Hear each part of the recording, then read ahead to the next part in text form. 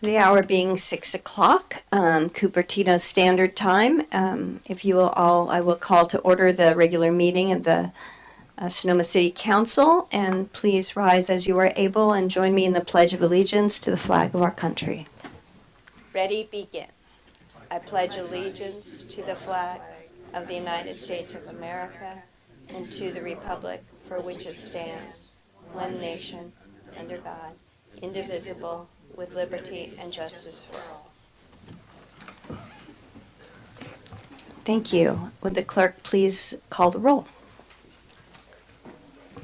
Councilmember Dean. Here. Councilmember Farrar-Rivas. Present. Vice Mayor Gurney. Here. Councilmember Wellander. Yes. Mayor Lowe. Here. Thank you. Thank you. We have public participation in person and on Zoom. Please silence cell phones, pagers, watches, anything else. We did not have a closed session, and so there's nothing to report on that. I'll entertain a motion to approve the agenda. So moved. Is there a second? Second. Second by the Vice Mayor. Please call the roll. Councilmember Dean. Aye. Councilmember Farrar-Rivas. Aye. Vice Mayor Gurney. Yes. Councilmember Wellander. Yes. Mayor Lowe. Aye. Thank you. The motion carries unanimously. Thank you. At this point, we entertain comments from the public on items that are not on the agenda. If you see something on the agenda that you want to talk about, you'll have to wait until that happens. Otherwise, please come forward. Thank you. Please. Good evening. Sheila O'Neill, as a private citizen from Shelville Chicken Colony. Mayor Lowe, council members, I want to draw your attention to Smart Train's consideration of bringing the LPG tankers back to Shelville. As you know, 2 years ago when Smart took over management of those train lines, those tankers were removed due to their potential liability and hazard. But the loss in revenue, Smart hasn't been able to make that up. And they made about $250,000 a year storing those tankers. And they can't make up that revenue. So they're looking at potentially bringing those tankers back. And if they bring more tankers, as many as 160, they could potentially earn $500,000 a year, maybe really pushing it $750,000 a year. It's $15 per tanker per day. But those tankers are docile and harmless until they're not. A year ago, there was a one-tanker explosion in Johannesburg, South Africa, that killed 10 people, injured 40, including firefighters on the job, blew the roof off a hospital, and rendered the hospital useless. We're talking about 160 tankers. One expert said 22 of these tankers is the equivalent of a Hiroshima bomb. Again, we're talking 160 tankers. These tankers are fine as long as they're safe and undisturbed. However, last March, we had 8 tankers derail and capsize due to liquefaction in the soil in Shelville. Oh, flooding in Shelville, what a surprise. Luckily, they were full of grain, so they would produce no harm other than a giant mess, and the chickens were happy. A couple months ago, we had fire on I think it was on the Mullis property right by 121 due to down power lines. So if we don't have any fires, soil liquefaction, or earthquakes, these tankers are fine. But is $500,000 revenue enough to justify the potential liability and hazard if something should happen to these tankers? So I'd like to ask you guys to put this on your agenda and ask General Manager of SMART, Eddie Cummins, to present to you. And also, I would like you to reach out to our Board of Supervisors, especially Corsi and Rabbit. Rabbit, who seems to be supporting this, has said he would never buy a house near the railroad tracks. Thank you. Thank you, Ms. O'Neill. Good evening, City Council members. Matt Metzler, 1110 Friar Creek Drive. I live in a great neighborhood, and I wanted to thank the city for all that's been done over the years to provide parks, sidewalks, bike paths, and other city services that make my home a nice place to live. I live in a great neighborhood, and it's close to the schools and the plaza, and it's been a good place to raise my kids. Our neighborhood used to be a lot more special during the holidays. because so many houses were nicely decorated. I say used to because now both the houses on either side of me are second homes that are only occasionally occupied, and so the owners aren't there often enough to put up Halloween or Christmas decorations. When my house was built to provide more affordable housing, the builders were required to build one home that was much smaller than all the others they built. This is the one-story house that's next door to me. And it went on the market recently, and it was bought as a second home that has been mostly vacant for the last 2 years. Recently, after the house was sold, I was in my front yard. A neighbor stopped by while I was walking his dog to chat with me about that house, and he said that his friend, who is a local firefighter, wanted to buy that house, and he was outbid by the current owners who put in a cash offer. So a home that was required to be smaller and more affordable is now owned by someone who could afford a second home that they only visit infrequently. We all know that Sonoma has a severe housing shortage and that most essential workers in the city can't find a place to live here. Too many of our local public safety workers, school teachers, and others who work in the city have to commute from out of town. It bothers me that so much of the Sonoma's housing stock is taken up by vacation homes and second homes. Therefore, I think that any affordable homes in Sonoma should be deed restricted so they can't be bought up to be used as vacation homes by folks who don't live here. I also would like to request the City of Sonoma to establish a vacancy tax so that homes that are not the owner's primary residence pay a higher property tax rate than those of us who live here full-time. This could also be accomplished by establishing a split property tax so that with one rate for residents and a higher rate for second homeowners. The money thus collected would be a much-needed source of revenue for the city's Affordable Housing Trust Fund. In light of the climate emergency, it's imperative that the City of Sonoma do whatever it can so that local workers don't have to generate as much greenhouse gas emissions by commuting long distances. I think that a vacancy tax to help ensure that more of the homes in our neighborhoods are owned by people who actually live here would help to accomplish this. Thank you very much. Thank you, Mr. Metzler. Are there any other public comments? All right, do we have anything on Zoom? Thank you. We'll be bringing in Fred. Thank you. Good evening, members of the City Council. I would like to second Matt's comment on a vacancy tax. I think that's a great idea. And also just let you know that there's a friendly audience out here in Zoom land. Thank you.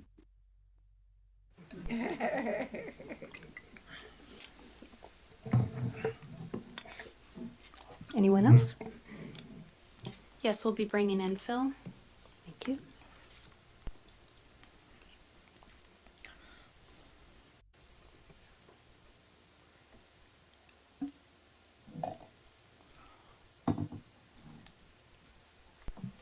Looks like he jumped off. I'll be bringing in William.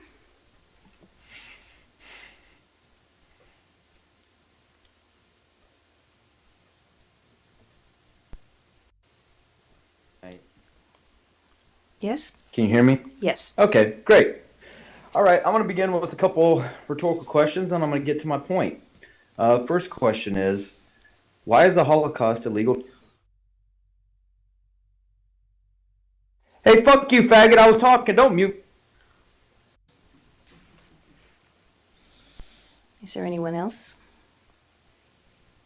It's, due to the number of people that want to speak, I recommend that we move this to the end. Yes, we do have a very busy meeting. Without objection from the council, we will move the public comments to the end of the meeting. And just for those of you who are unaware, we do have a practice whereby if people are calling to disrupt the meeting, we hang up on them because we need to get our business done. Right. Carrying on, our next portion of the agenda are meeting dedications. Are there any meeting dedications? I don't know. No meeting dedications. Council members' reports and comments are next. I'm going to start with you, Mr. Wellander. I'm going to surprise you and have no comment. Shocked, yes. Mr. Vice Mayor? Thanksgiving holiday, no meetings. Mr. Ding? Yeah, I know you were checking your Yes, friend. my calendar. Last 2 weeks ago, that is the Monday, November 20th, I enter Zero Waste to Sonoma, and all of the board members unanimously agreed to purchase a property in Windsor, finally. That is the $3 million. And 30 days ago, we already make announcement and the intention to purchase. No any negative comments from neighborhood. So finally, and we want to go into a contract. Yeah, thank you. Thank you. Ms. Farrar-Rivas? I had one meeting on November 28th, and that was the Sonoma Valley Citizens Advisory Commission, and that is a commission that is designed, I always say this just because we have so many different commissions, for the Sonoma Valley and the city to be able to discuss issues with the county so that we are able to inform each other, both the city and the county and other people, other sectors of the valley, about different types of issues, especially in regards to land use and decisions that are coming up. So the one thing that we did, it was a very relatively short meeting, which is unusual for this meeting, is that also we did have a presentation or someone making public comment regarding the LPG tankers, and there is a significant amount of discussion around that and encouraging people to write letters to SMART or to bring SMART to speak to us as well too. Other than that, we had a great presentation by Jennifer Gates, our Director of Community Development, on the general plan update. So that's it. Wonderful. I just want to thank, I see Chief Cutting here, and thank Taylor Series and everyone who participated in our first annual successful tractor parade, holiday parade. It was fantastic, and I was I enjoyed so much riding in the ATV through the parade, and people just absolutely loved it. And I just want to thank everyone who participated and pulled that together. I think we've created a new wonderful event for Sonoma that we can be proud of and be part of our history and going forward. So thanks to everyone who did that. I enjoyed it very much. All right, moving on. City manager comments, please. Thank you. I'll keep it brief. Just 2 items. The 2024 honorary alcalde nomination is now open. So those, if you have somebody you'd like to nominate, you can go to our website, and there's information on where to send that to. You send it to me at City Hall, and we will pull those together. The deadline is January 12th at 5 p.m. So just to let everybody know. And then also a reminder that the holiday closure, City Hall will be closed between December 25th and January 3rd this year. Okay, thank you. City Attorney comments? Yes, thank you, Madam Mayor. Just briefly wanted to update the council. This was mentioned in the staff report on one of the consent agenda items regarding the California Business Roundtable measure, but there has been some developments in the last week. There was a petition to the California Supreme Court that was filed by the governor and the legislature asking the Supreme Court to review that measure before the election to determine whether it was even valid to go on the ballot. And the League of California Cities filed an amicus brief. The Supreme Court announced last week that they were going to take that case and they will decide that matter before the election. So hopefully we'll have some indication from the Supreme Court as to whether or not that measure constitutes a constitutional revision, which would require a constitutional convention and not simply an election. So that's another avenue of attack against a measure that really threatens local government revenues. Thank you. Anything else to add this evening? No, that's it. Thank you so much. Moving on to presentations. I believe we have introduction of new employees, and who is going to take the lead on that? Yeah, we'll start with our Community Development Director, Jennifer Gates. Please. Good evening, Mayor and City Council. Jennifer Gates, Community Development Director, and I am here to introduce Miss Natalie Lindeen here. She is our new permit tech in the planning division of the newly created Community Development Department, so you'll see her at the front counter.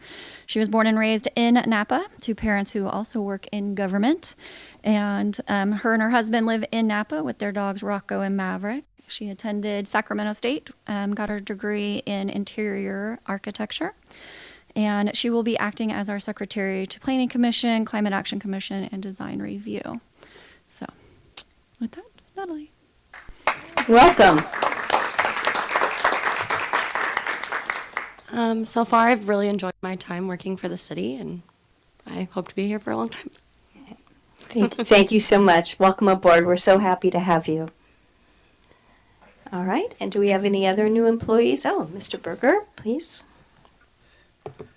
Good evening, Mayor Lowe and council members. Thank you tonight for hearing this presentation of our new employees in Public Works. As you know, I'm Mike Berger, Director of Public Works. And tonight, I'm really honored that we have 4 new employees to present tonight, and all of them are located in operations. As such, I want to hand the microphone off to Chris Pegg, Operations Manager, and let him do introductions. Thanks again. Thank you. Welcome, Chris. Good evening, Mayor and council members. It's a great pleasure to introduce you to the 4 newest members of my team out at Public Works. I'll start with Louise Contreras. I won't make you come up here, but if you could stand up, that'd be great. So Louise has been a maintenance worker with the Public Works Department for 10 months now. During those 10 months, Louise has worked on maintaining the turf walkways and playgrounds in the city's parks.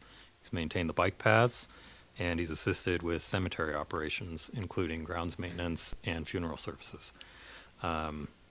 Louise definitely deserves some special recognition for doing a lot of the legwork on the painting and refinishing in the women's restroom at the plaza. I know that was very well received, and Louise was behind a lot of that. So Louise graduated from Sonoma Valley High School and worked in the private sector in landscaping before he transitioned to working with the city. Louise has told me that he loves working for the city and that he enjoys working with people and enjoys making a difference. His interests outside of work include classic cars and travel, and his favorite travel destination is Hawaii. Can't say I blame him. And I'm very, very pleased to have Louise on the team. So welcome, Louise. Thank you, Louise. So the next employee I'd like to introduce is Ross Haig. So Ross has been a maintenance worker with my department for 3 months. During that time, Ross has worked to protect the water quality of Sonoma's drinking water by assisting with laboratory water sample collection. He's helped the city conserve water by assisting in the repair of 5 water system leaks, including at least 1 water main repair. And he's also assisted with completing the monthly read of customer water meters and assisted in the maintenance and upkeep of the city's water tank sites and booster pump stations. Mr. Haig is also a Sonoma Valley High School graduate. After graduating, he worked in the wine production and vineyard operations industry, as well as working for a neighboring sanitation district before he joined the team at City of Sonoma. Outside of work, Ross's favorite activity is travel, and his favorite travel destination is Croatia. I'm very pleased to have Ross on the team. Welcome, Ross. Thank you, Ross. The next employee I'd like to introduce is Dante Armstrong. Dante has been a maintenance worker with the Public Works Department for 2 months now. During that time, Dante has helped the city conserve water by assisting in the repair of 3 water system leaks, including a main repair, which I believe was your first repair? Jumping into the deep end. He's also completed routine maintenance on dozens of the city's fire hydrants, and I'd like to personally attest the attention to detail I've observed in the work he's completed there. Another Sonoma Valley High School graduate. After graduating, Dante worked in hardware retail and private sector landscaping before joining our team at Public Works. Outside of work, Dante enjoys basketball, cooking, and martial arts, and he's expressed to his coworkers at Public Works that working for the city of Sonoma is an amazing opportunity, to which I say, hear, hear. Welcome, Dante. And Dante. The last employee I'll be introducing tonight is Brian Rowlands. Brian has been a maintenance worker with the Public Works Department for 1 month as of today, but he's already made quite an impact. He has a special distinction of being our only full-time maintenance worker who is on staff over the weekends. So he, I'll just point out that's actually the first job I took with the city of Sonoma in 2012. So we have a special kinship. I know that job has a lot of challenges. So during the 1 month here, Brian's demonstrated exceptional attention to detail in the upkeep of parks facilities, and his efforts have made a noticeable difference in the look and feel of both Plaza and Depot Park. Brian has also been key to the success of many of the special events that occurred in the Plaza recently, including the kickoff of the tree lighting, Hot Chocolate with Santa, the tractor parade, and the hospice tree ceremony. Brian brings 20 years of experience in industrial, commercial, military, and aerospace fasteners, tools, and toolkits to the city. And outside of work, Brian enjoys gardening, cooking, and forging, or metalworking. Brian told me that he's excited to serve the community, takes the responsibility of public service seriously, and enjoys working. And I'm very glad to have Brian on the team. So welcome, Brian. Thank you. Welcome, Brian. Thank you. Thank you. Welcome to all of you. We're very proud to have you and look forward to many years of successful employment with the City of Sonoma. Thank you so much for considering us. So moving on, I believe we have a presentation from Elise Gonzales on the Food Security Network and the Catalyst Fund. Thank you. Madam Mayor and council members, thanks for hearing from us tonight. My name is Dub Hay, and I'm co-chair of the Sonoma Valley Catalyst Fund, along with my partner, Catherine Fulton, who's sitting back here. We are now a permanent fund in the Valley, and our mission is to mobilize philanthropic support and innovative approaches to address urgent, emergent, and chronic challenges that no individual or any nonprofit alone can do. And we've been active now for about 3 years doing that. I'm going to touch on one of our initiatives right now, which we're talking about food tonight and food insecurity, but we also have grants that we're awarding called Reimagine grants. And Reimagine grants are those that can help nonprofits work together to perform some tasks that they couldn't do alone. So it's really a very collaborative effort. If you think about the mental health program at the Boys and Girls Club, that was funded by Catalyst. But tonight we're here to talk about food. And about 2 years ago, we funded a study with Kathy Capriola, our ex-city manager, and Laurie Decker, and that report came up with a number of different recommendations on how we can help alleviate the food insecurity here in the Valley. The study showed that 1 in 5, or roughly 8,000 people in this valley, are food insecure. That's an appalling number to me. And I think what you're going to hear from Elise is probably even worse now, post-pandemic. So with no further ado, I want to introduce Elise Gonzales to you. She is a contract worker paid for by Catalyst, but part of the Community Foundation workforce. She's a contractor. And we gave her a very catchy title to try to capture the work she's doing. The 15 nonprofits in food don't necessarily talk to each other very well. So her title now, her official title working for us, is the Food Network Weaver. So she weaves together all these different nonprofits. Elise Gonzales, please. Thank you, Mr. Hay. Thank you, Deb. Hello, everybody. My name is Elise Gonzales, and I am Sonoma Valley Catalyst Fund's new Food Network Weaver, as Deb mentioned. He also mentioned our report. At the beginning of 2023, Sonoma Valley Catalyst Fund finished a year-long study about food insecurity in Sonoma Valley. The study found that 8,000 people, 20% of Sonomans are food insecure. The study also made suggestions on what we could do to begin to create change. It found that by supporting already existing organizations, we can better fill the gaps in food security. One of our first priorities was to update, create, and market all of our food resource guides here in Sonoma. With 50% of our food insecure community members being families with easy access to mobile phones, text message was identified as a solution for spreading access of information. Justice-wise, a tech nonprofit out of Santa Rosa had already developed a platform, and by working together for the past month and a half, we've updated the information and begun marketing the system to Sonoma community. You will see that you can text food or comida to 707-353-3882. It will prompt you to answer a few questions, including if you'd like information about meals or groceries. Once you answer the prompts, all of the location and information for food distribution in the valley are listed. There are also options to get the information sent to you via email or to get it on WhatsApp, a popular app for our Latinx population. Having knowledge points access that are easy to use and bilingual are extremely important. Without this knowledge in one place, it is very hard to know how to access those services here in Sonoma Valley. We also know that different target populations who are food insecure in Sonoma need different types of access to information in order to comprehend more. We know that our homeless and elder populations prefer a handout of information instead of text. With this in mind, we developed a free food calendar that has all the information in the text system on paper. These have been distributed to about 20 different service providers, and we began marketing this system and these hands out to all of our service providers.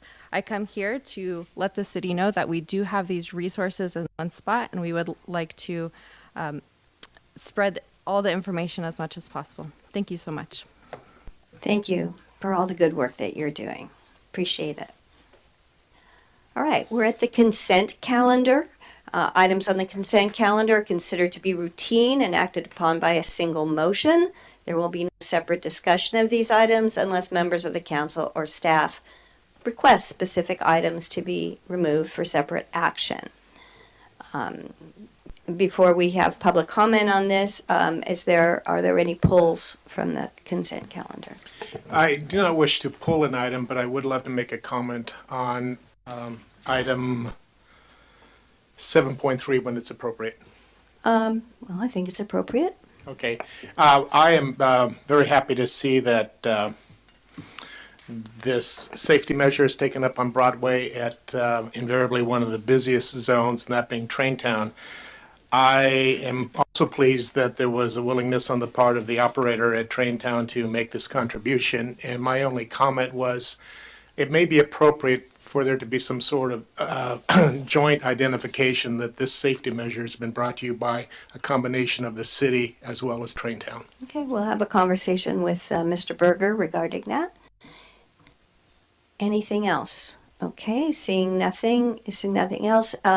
I'd like to say that if people were lined up for public comment, we will not call on them, but if there are other people who might be there regarding, then okay, fine. Are there any comments from the public seated in the chamber regarding the consent calendar? Okay, seeing none, no items are pulled. I'll entertain a motion to approve the consent calendar. I'd like to make a motion to approve the consent calendar as written. Thank you. I'll second. And a second. Thank you so much. Please call the roll. Councilmember Ding. Aye. Councilmember Farrar-Rivas. Aye. Vice Mayor Gurney. Yes. Councilmember Wellander. Yes. Mayor Lowe. Aye. Thank you. The motion carries unanimously. Wonderful. All right, we're on to the main attraction. We have a public hearing tonight to consider an appeal by the applicant of the Planning Commission's decision to approve the use permit, exception to Development Code loading standard, reduction of residential component, design review, demolition permit, and lot line adjustment for the hotel project. And we have Ms. Tierney here to walk us through. Thank you so much. Thank you, council members. As stated, the discussion this evening is an appeal of the Hotel Project Sonoma. This project was heard by the Planning Commission on October 19th, and the Planning Commission took actions to certify a final environmental impact report and to approve a use permit, exception to development code loading standards, design review, demolition permit, lot line adjustment, reduction of residential component, and reduction of required parking spaces. The applicant submitted a timely appeal on Halloween of this year and requested reconsideration of their request for a waiver of the residential component. For those who are not familiar with the project, it entails two buildings, Building A and Building B.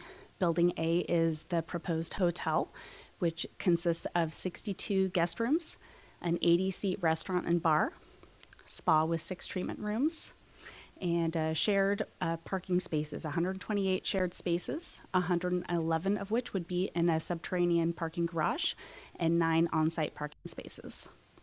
Building B is a residential building with 8 units and 8 parking spaces.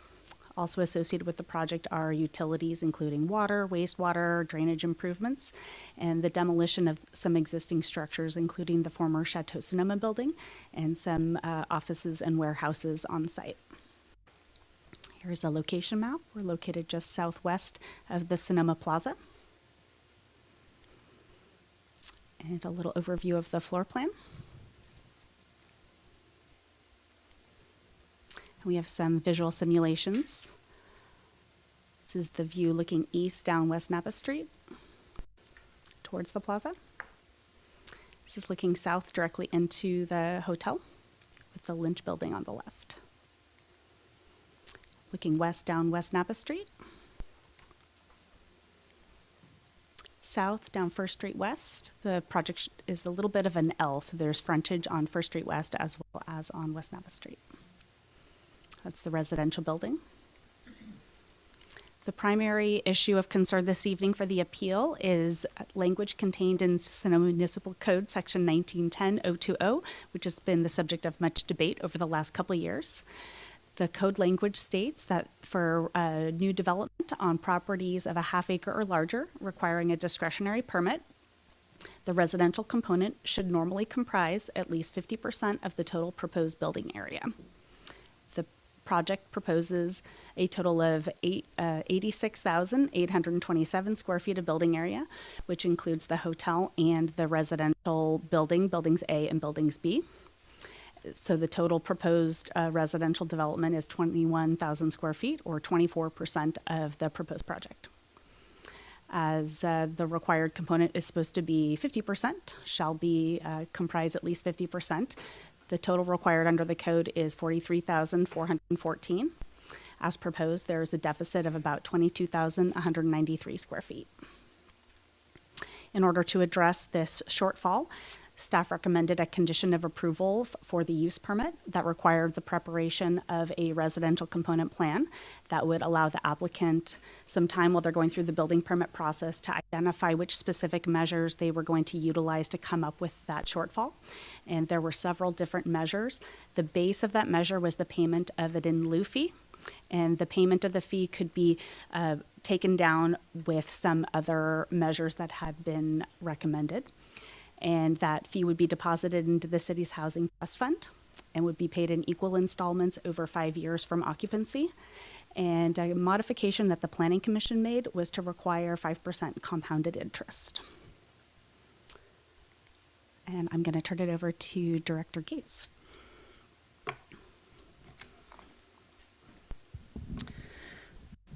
Okay, as previously stated on Halloween, October 31st, the timely appeal was filed to request a waiver of the residential component.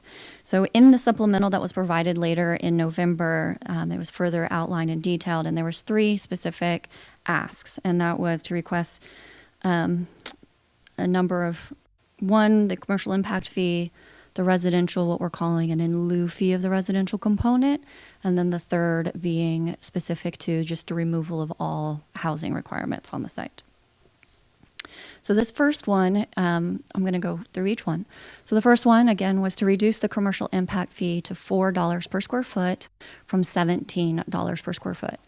So just to back it up, non-residential commercial impact fee is for housing purposes.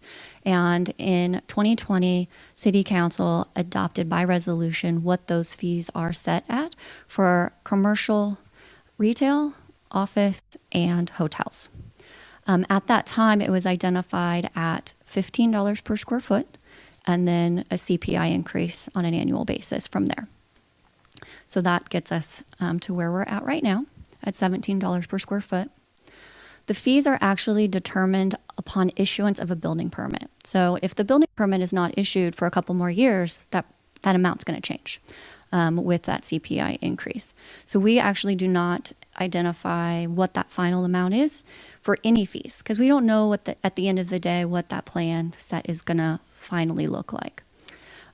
So when we looked at this request, we decided that it's not quite ripe yet because we don't know what the fee is. And at the time the fees are issued would be the right time to appeal that fee specifically.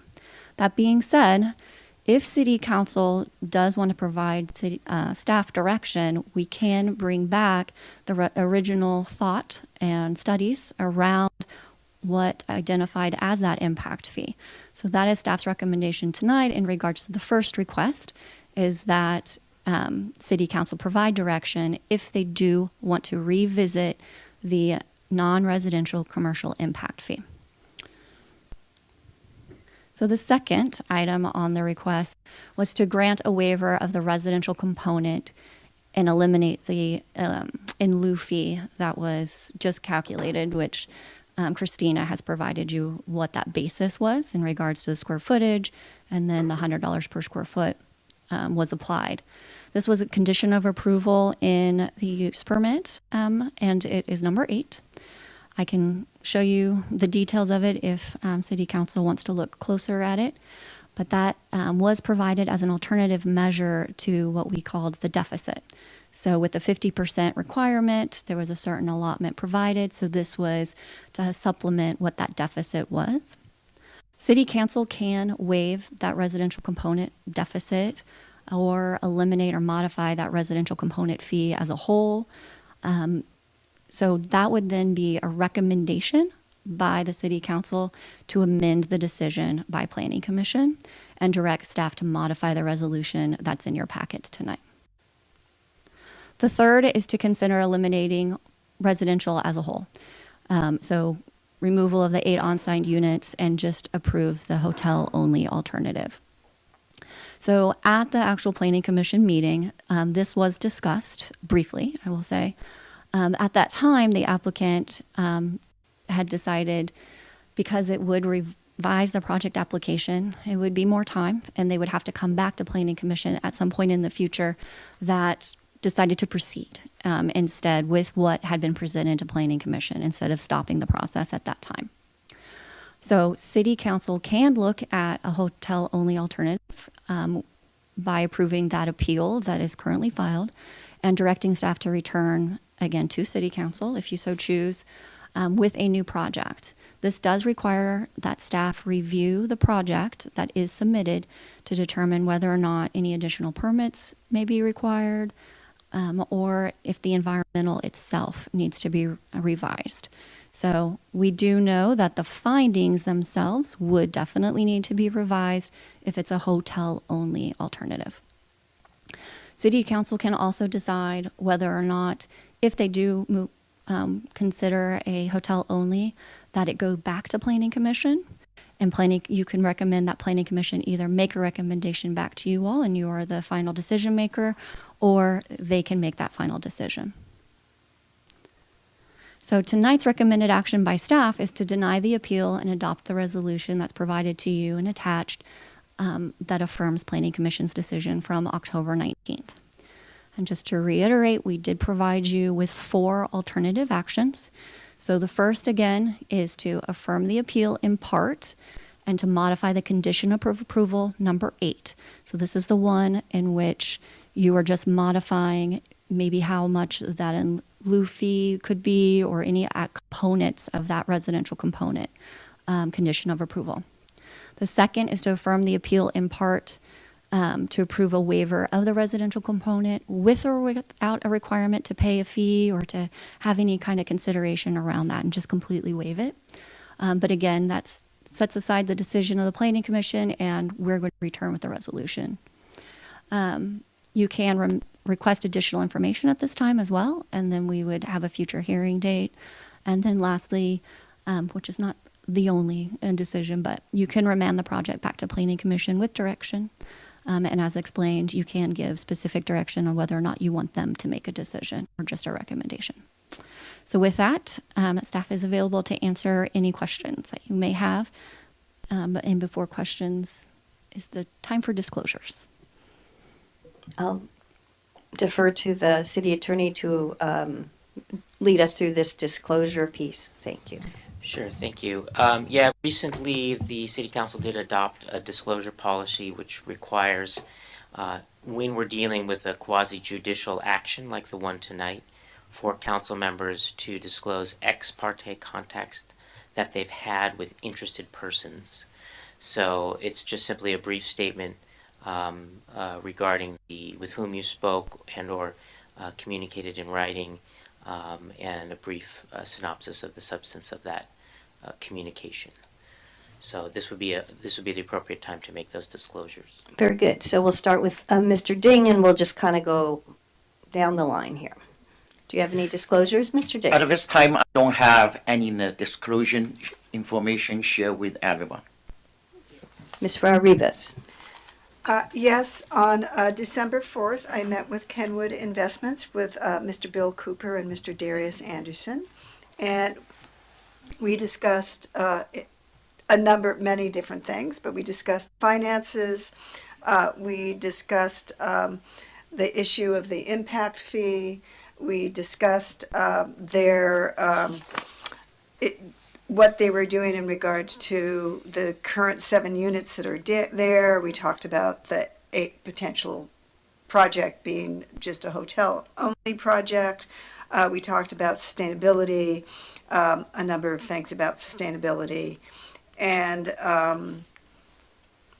I mean, there was other elements to that discussion, but those were the primary points. Thank you. Mr. Vice Mayor? Yes. On December the 4th at 1:30, I met with Darius Anderson and Bill Hooper at the Kenwood Investments office. We reviewed the project, discussed the fees assessed against the project approved by the Planning Commission. They presented me with a letter dated November 17th, 2023 that had been submitted to the city supporting their appeal of the Planning Commission decision. This same letter is included in the agenda report, attachment 3. I was also provided a single-page document titled Hotel Project Sonoma Housing Waiver, which was essentially an analysis of square footage that they would like to see used if a full waiver is not granted. And then lastly, I received an architectural floor plan drawing of the project for a hotel-only alternative, which is also in the agenda packet. Thank you.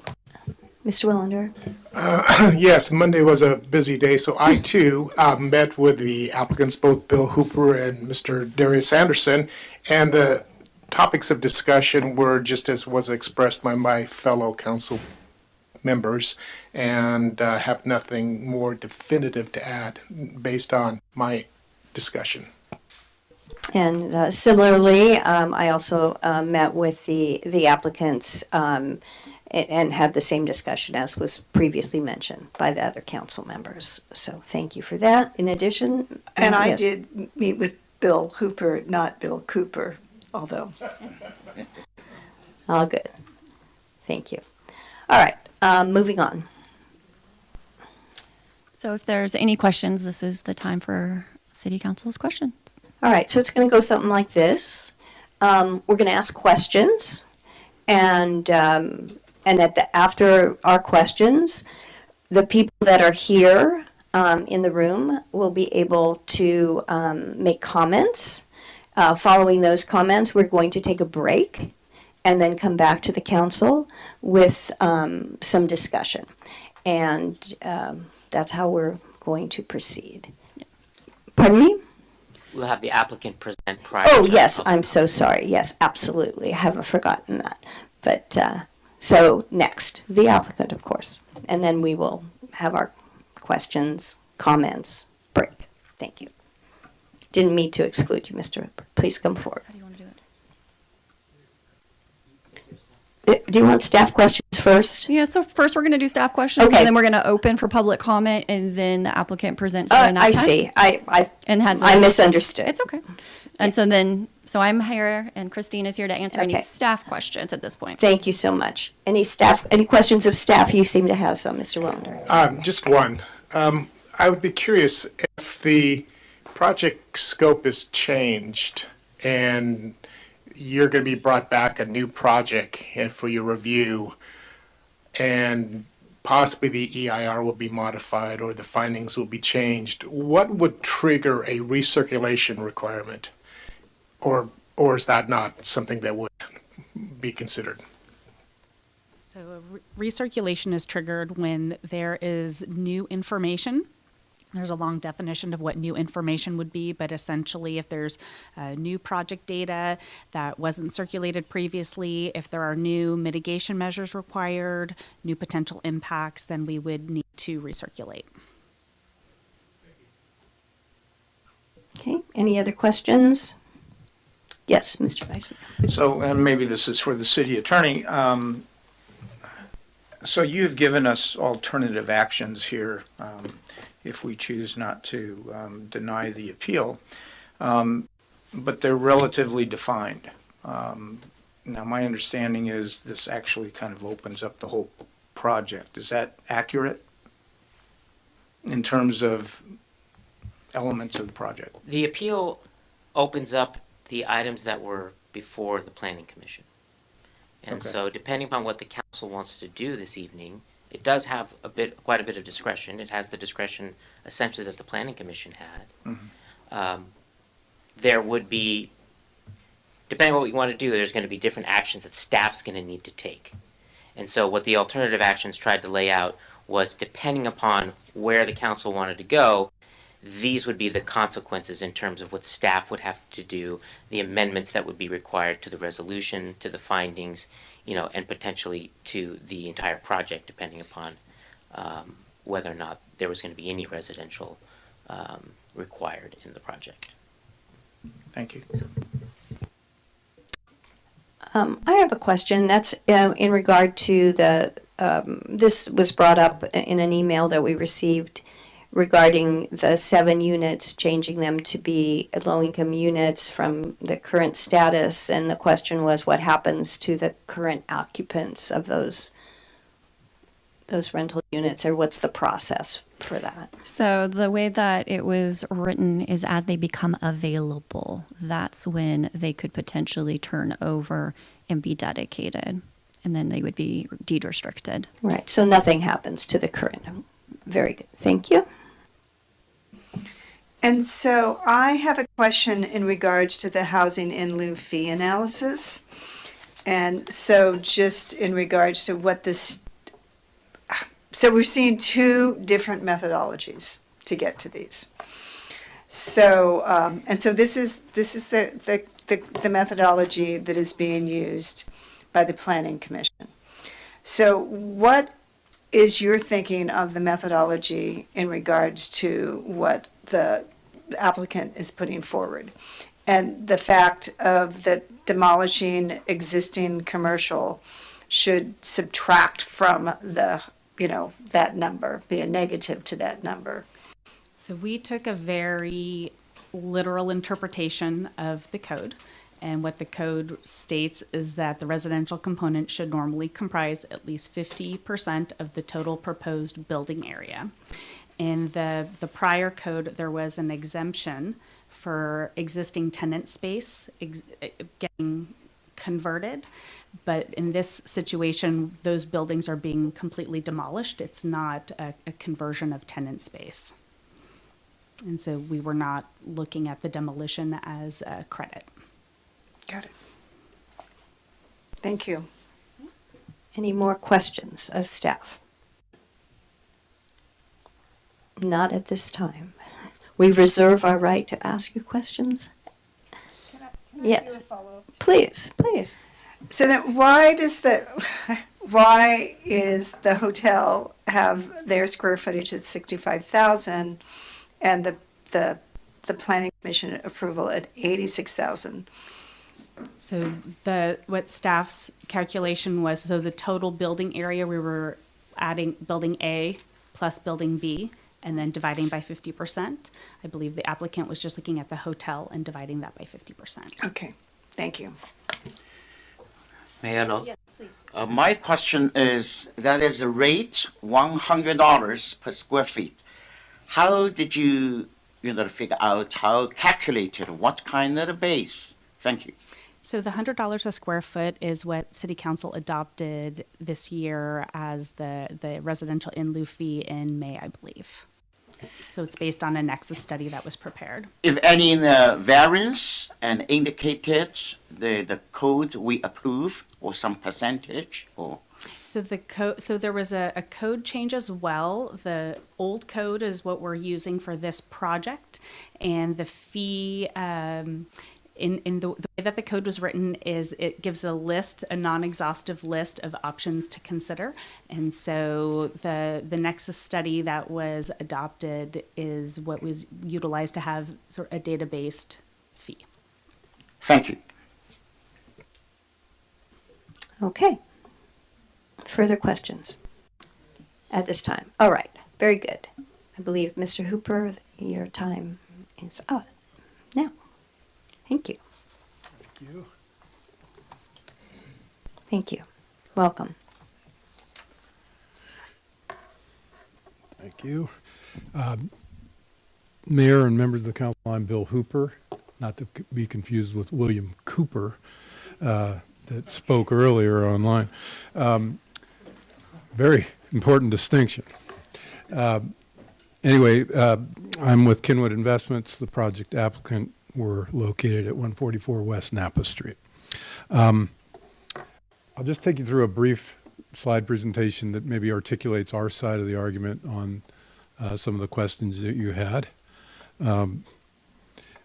First of all, just a quick background. We've been at this for 12 years. There were a lot of circumstances that came about in those 12 years, but a lot of that was a lot of turnover in personnel and a lot of people getting back up to speed on us. In those 12 years, we had a lot of public meetings, both privately as we did community meetings, and then of course in this room as we did study sessions and a series of planning commission meetings.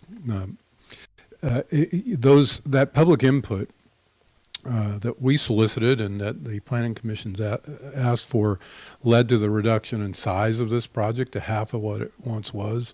We undergrounded the parking at no small expense. And once our original proposal was quite a bit of event space where we could host weddings and larger meetings, that also went down as we scaled this project back. So we've been very open to input from your appointed and elected officials, and as well as staff and members of the community as we've gone through this.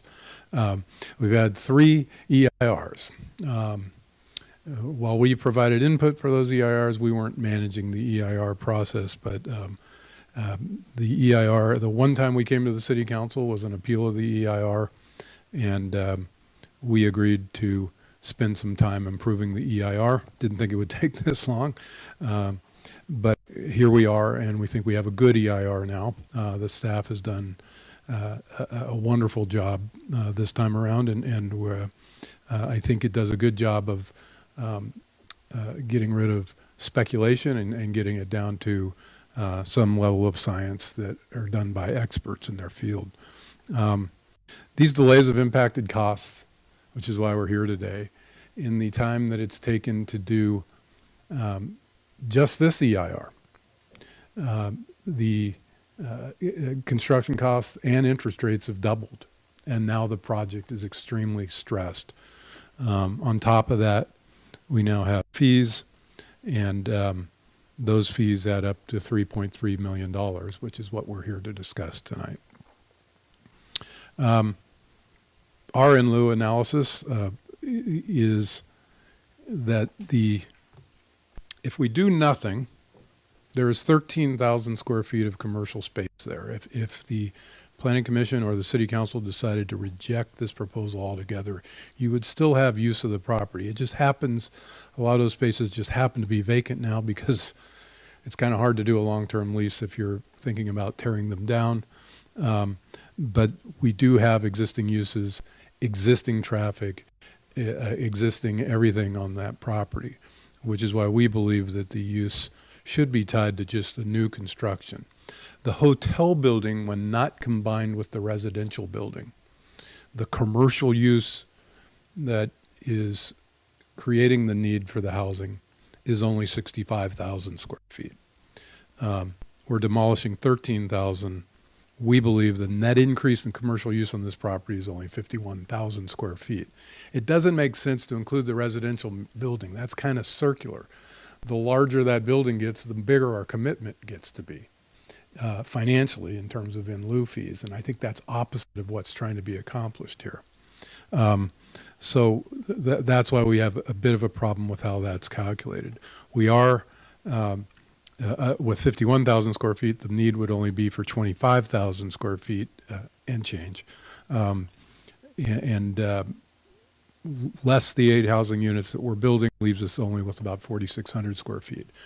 Our offer to convert the 7 residential units is still on the table.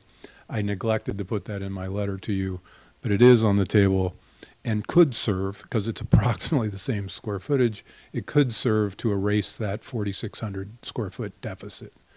Now, what I'll say about the tenants, and we've communicated with our tenants, we do not want to displace anybody in this process. To the extent that a tenant wouldn't qualify for low income, we would wait until they decide to move out on their own. And so we're happy with that condition. We're fine with that condition. And you may find that a lot of our tenants are the exact people that you want to serve workforce housing. And so we've got good tenants. And we certainly don't want to lose any in this process. I've added that column on the right-hand side just to compare it to the Planning Commission approval and why there's such a difference. They've included the residential square footage in the calculation, not giving us credit for the demolition, and that's why you get the big difference. As we talk about the commercial impact fee, and staff has articulated why you can't just sort of tackle this tonight other than to maybe give some input and direction. But it's our belief that the politics of the day sort of ruled this and not the impact study. The impact study was very clear. Someday you'll read it when you're having a little trouble sleeping. And it basically is creating a nexus between what happens when you create more commercial space, you create more jobs, therefore there's a need for housing. We're certainly not debating that tonight. An office was determined by your consultant, or then planning, or city council's consultant, that 1 job per 300 square feet. For a hotel, 1 job per 1,000 square feet. Now, coincidentally, we just happen to have 65 full-time employees in our 65,000 square foot building.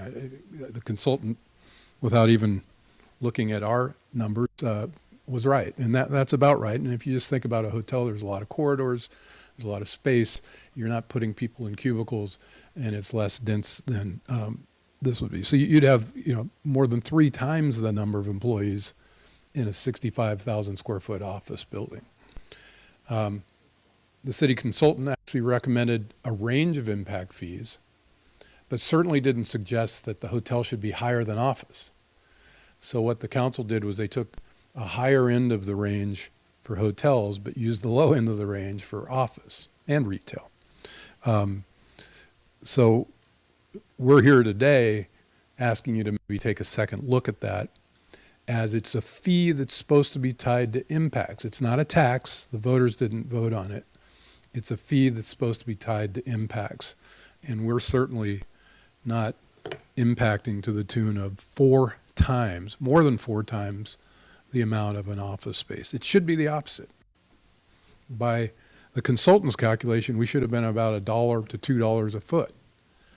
We're asking today for you to consider us at $4 a foot. The residential building, there was just a lot of discussion at the Planning Commission.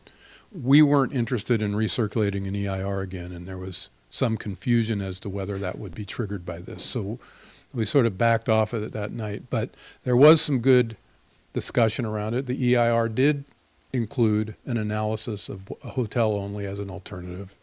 And should the city council agree that the project might be a little bit crowded, we're open to that being removed, but are happy to proceed with the project as approved without the fees.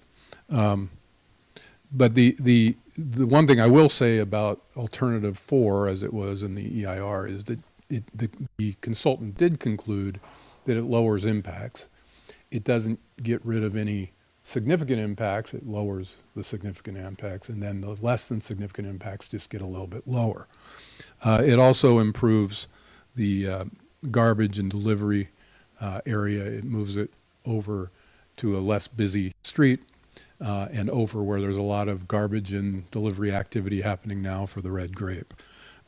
So that's the benefit of getting rid of it. And lastly, I'll just talk about the use big picture. This is the right use in the right place. It gets people out of their car when they want to go to our restaurants and want to walk our plaza. And the tax revenue, and we didn't discuss this at the Planning Commission because that wasn't, they were looking at approving a use, not a budget. But I do ask you to look at these numbers. They are substantial. They include TOT, TID, your share of property tax, and your share of sales tax. So thank you.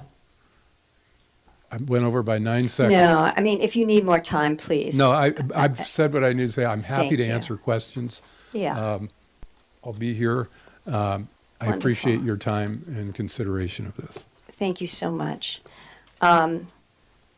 Any questions of Mr. Hooper before we take comments from the seated audience? And actually, I'm going to ask for a break in between just because I need a break, if you don't mind. So any questions for Mr. Hooper before our break? I have a question. Yes, please. Of course. Hello, how are you? So, and I'm not sure if this is the appropriate time, but I'm going to ask this question now, and then if it's not the appropriate time, then you can let me know that, David. But, so I was wondering if, because based on the discussions that we had in regards to the financial implications of the 3.3 million, and I don't want to talk about the impact fee right now, but talk about the housing fee. Yes, thank you. So oh, I'm sorry. Oh, so the question about it is would it be feasible for you to consider the in lieu fee if you were to consider that over a much longer period of time, so that the in lieu fee, you would pay it, maybe over 10 versus 5 years, and that there could potentially be a ramp up over 10 years, so that in the early years, when you're also looking for construction loans, you would actually there would be less money that you would be paying for that in lieu fee, which could potentially significantly, we could still gain from it by adding to our affordable housing fund, although it would be farther down the road, but it would potentially put you in a better financial position in the early stages of the hotel. So, as shown on my slide, the 3.3 million basically increases our construction costs by 10%. The Planning Commission actually doubled down a little bit, not doubled, but by adding the interest, they added another $500,000 to that. Time definitely helps, but when you have that 5% interest rate, it doesn't make the math work, at least for the project. We have other things we have to do in terms of looking at our construction costs and how we finance this, and we certainly have to do more than 3.3 million to get this to work. But if it's pushed out, it helps, but if it contains that compounding interest, it doesn't help that formula that we're trying to get to. Yeah, so quick comment, because I mean, I think that could be a separate discussion. Of all the things that you appealed, I think the one other thing that would be appropriate to discuss would be that interest fee. And it wouldn't be $500,000 because it's only a fee on what you haven't paid yet, so it gradually it's less than that. It's less than 500. I didn't do the exact calculations, probably more like, it's still a chunk. But It's about it starts to $350. compound on itself. It's- Even yeah. when you start paying down the principal, it Yeah, adds but up. I think it would be good to kind of think about that separately, and look at what we've gone into, assuming that there would be in lieu fees, and that when we've written those codes, there was no distinction there about a interest fee. So just trying to think of a way that the project could go forward, the city would still be able to get, some money into the Affordable Housing Fund, but we would be taking a look at how to do those things in a way that makes it more comfortable for your your balance sheet. It helps, but it'll still be a challenge. Okay. So, All right, at this point, I need to take a quick break, and we'll come back. Okay. All right? Okay. Thank you. Think of your good questions. We'll be back in 10 minutes. And Mr. Hooper can come back, but I just need a quick break. Thank you.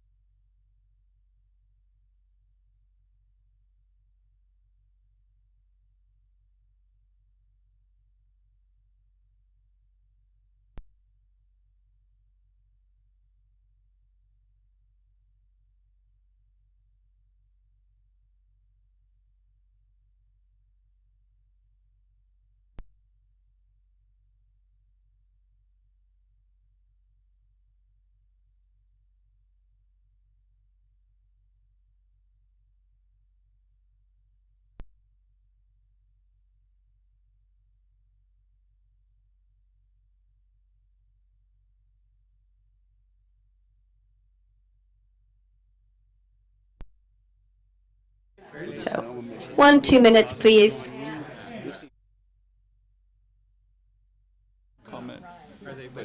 This is way more complicated.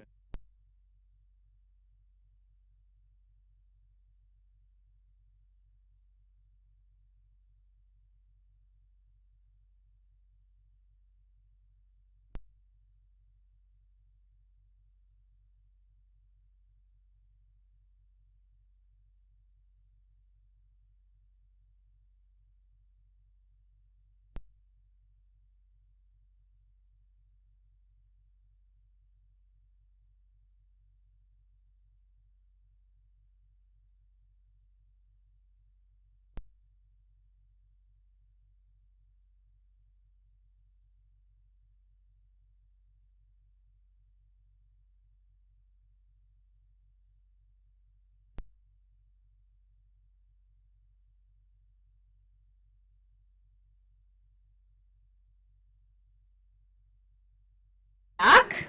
Thank you so much.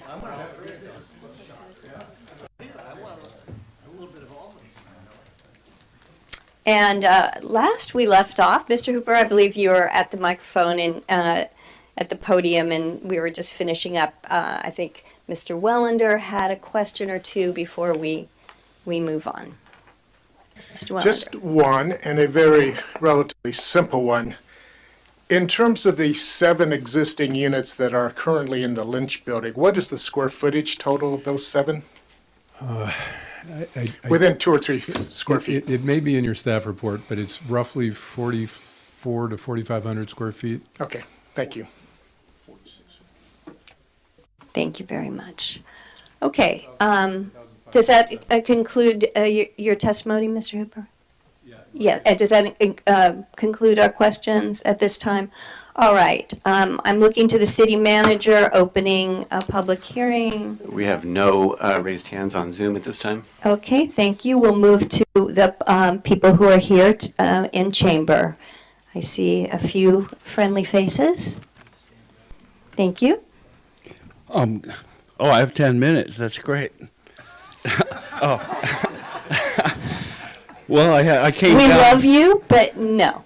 I came down because I thought that I had to come in person because I wouldn't Well, be allowed then, to. you know, it's. But I'm glad that I think came. it is important to come in person. Thank you so much. Well, I have a few points. My name's Fred Allebach. I live on 8th Street East, and I have a few points for you to consider in this matter.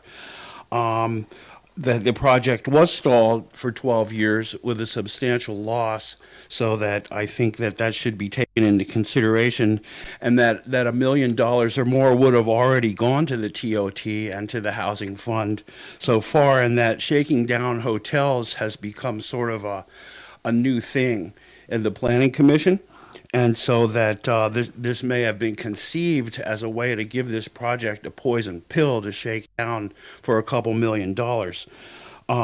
From where I stand, the union agreement will supply a substantial community benefit and make local tourism and hotel work more sustainable and provide pressure for other hotels to go union as well. So that's exactly what's needed in Sonoma is the sustainability for the labor market, and that I think that provides an offset for 7 to 8 units, or that you know, I'm not a purist on the affordable housing here, because I think that the union and labor benefit for essential workers will more than offset that, plus the existing funds that will go into the housing fund and the TOT. So I think that has a chance to tip the whole tourism industry here to pay a living wage which is equal to or better benefits than the residential component. So from where I stand, that's exactly what's needed to make Sonoma sustainable. And that to quibble over a number of units here when you're looking at a potentially huge benefit for labor here, what is really lacking, that's something that you could consider. And then alternately, you could consider, if you want to go with Shakedown Street, is to go with $1 million with no interest. Thank you. Thank you, Mr. Allebach.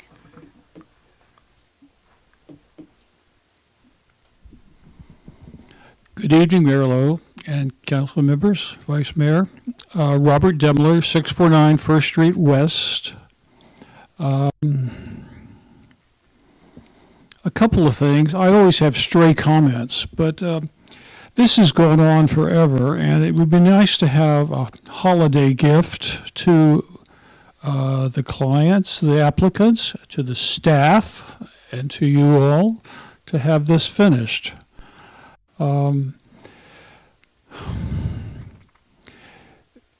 As Fred said, this you've lost revenue yourself with this protracted time, and the housing fund. You're not lending money to these people. Why do you deserve interest? You don't deserve any interest on this. If they want to pay you over 10 years, I would say thank you very, very much. This procedure, this process has been dealt with so many different ways, it has become, in the minds of some of us, quite arbitrary. And lastly, why do you want to kill the golden goose that will lay all the goose that will lay all those golden TOT eggs? You'll catch up with this amount of money in no time. And these people, with their higher standards for their employees and high-grade quality of service and facilities, will set a higher bar for the rest of our people in Sonoma, the commercial people. Thank you very much. Thank you so much. Sir. Good evening. My name is Gary Nelson, and I reside in the county of Sonoma, not the city. I want to make sure I can still speak. With that being said, I want to make sure that we consider all of the competing elements. Number one, how do we make sure we have the funds for affordable housing? How do we make sure that we have revenue generating production or developments like the one tonight? And thirdly, how do we do it so it's a win for the business community as a whole and the developer in particular? I think it all revolves around money. And how do you cut the baby in half? So my suggestion is that the City Council seriously consider a way of eliminating or reducing significantly the burden of the funds, the fees, excuse me. I can't tell you how you justify it because a precedent could be set. But I think you need to be creative in taking those elements into consideration and making it as cost-effective as possible for the development and for the city. So thank you very much for considering. Good night. Thank you, Mr. Nelson. Good evening, Mayor and council members. Johanna Patry, 621 Napa Road. I've sent you a letter outlining my reasons why I believe you should deny the appeal, which I hope you have reviewed and considered. We all have had ambitions and projects which we have not been able to execute, and we find them not to be financially feasible, so we've had to adjust them accordingly. There are options available to you as addressed in the well-laid-out staff report. The appellant has submitted a revised plan for you to consider, and therefore I argue that this should be a de novo or a new review independent of the Planning Commission's review and decision. This plan has not had full review by the Planning Commission, and this plan would result in significant impacts to the required residential development within the downtown commercial zoning as required by the Development Code. Therefore, I urge the council to deny the appeal and remand the revised project back to the Planning Commission with specific directions to the appellant to submit for review an amended project that is, 1, financially feasible, 2, smaller in size and scope, and reduces the environmental impacts over the previously approved project. 3, complies with the general plan policy of providing the required housing in the downtown district. 4, complies with all regulations of the Sonoma Municipal Code when it applies to the 50% residential and 50% commercial development, and require all housing units to be the residents' principal residence. Thank you for your consideration. Thank you, Ms. Patry.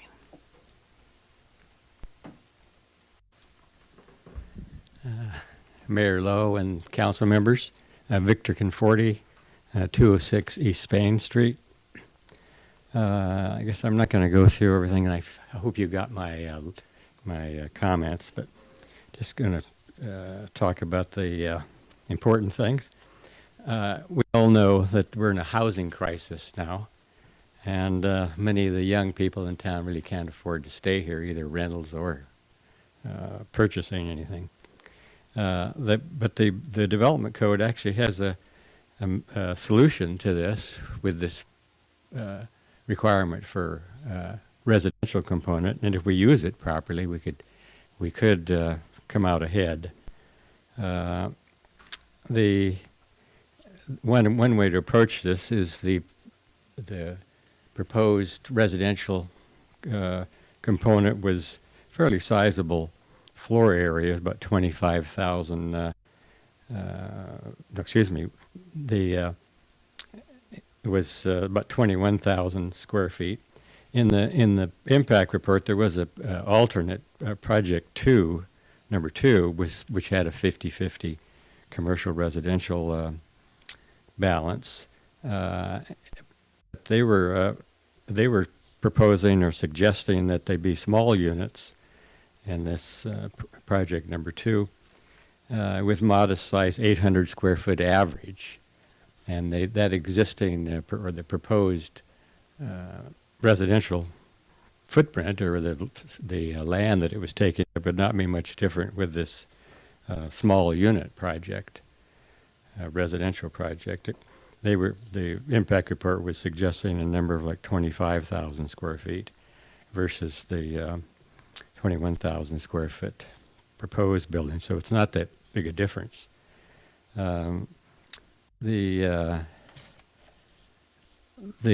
difference between what the alternate 2 was discussing would be that it would be easily possible to include a larger commercial hotel in addition to the smaller units, and that might be slightly reduced, but not significantly. There'd be need for some more parking, which could be resolved through parking lifts, where you can park, a valet can park one car, lift it up, and have space underneath for another car. The conditions or the conditions of approval that were in the planning commission packet included, a 5-year payout. I think actually we would be in a banker situation where if we weren't being paid interest, because we're essentially changing the amounts. I think I'll leave it at there since my Thank you, Mr. Conforti. time is getting closer. Thank Yes, you. and we did receive your remarks in writing. Thank you so much. Hi, Ann Ching. Come here as a taxpayer because I live in the city limits. So I just really have 2 questions to think about that I'd like the council to consider, which is why should commercial businesses shoulder the entire financial burden of our housing requirements? It doesn't make sense to me. It seems like a policy in contradiction to the fact that we should also be thinking about how do we maximize tax revenue so that we can provide more services to city residents. So that those seem in conflict. I'm not suggesting that we eliminate the in lieu fee completely, but there must be a better way to extract. I thought it was $2.2 million, but it looks like it's now $3.2 million in net present value terms. There must be a better way to do that. And I haven't run a model myself, but I think that you can figure it out. I think one other thing is with respect to the residential part of this plan, as I read it, is that the kind of residential housing we actually want in our community? The way I interpret it was you're going to have a lot of these. I think about it in terms of like in San Francisco, you have the Ritz-Carlton, they have like, you know, the upper floors reserved for pretty high priced units. That's not the kind of housing I want in this community. I don't want pied-à-terres. It seems like maybe it needs to be removed. It needs to be off-site. And I think there's a balance here. And so I hope you consider those two issues that I raised. Thank you. Thank you, Ms. Ching. I hope this works. We have someone on the phone that wants to talk. She has COVID. Oh. So if I press, is that okay? Yes, I'll allow it. Carol?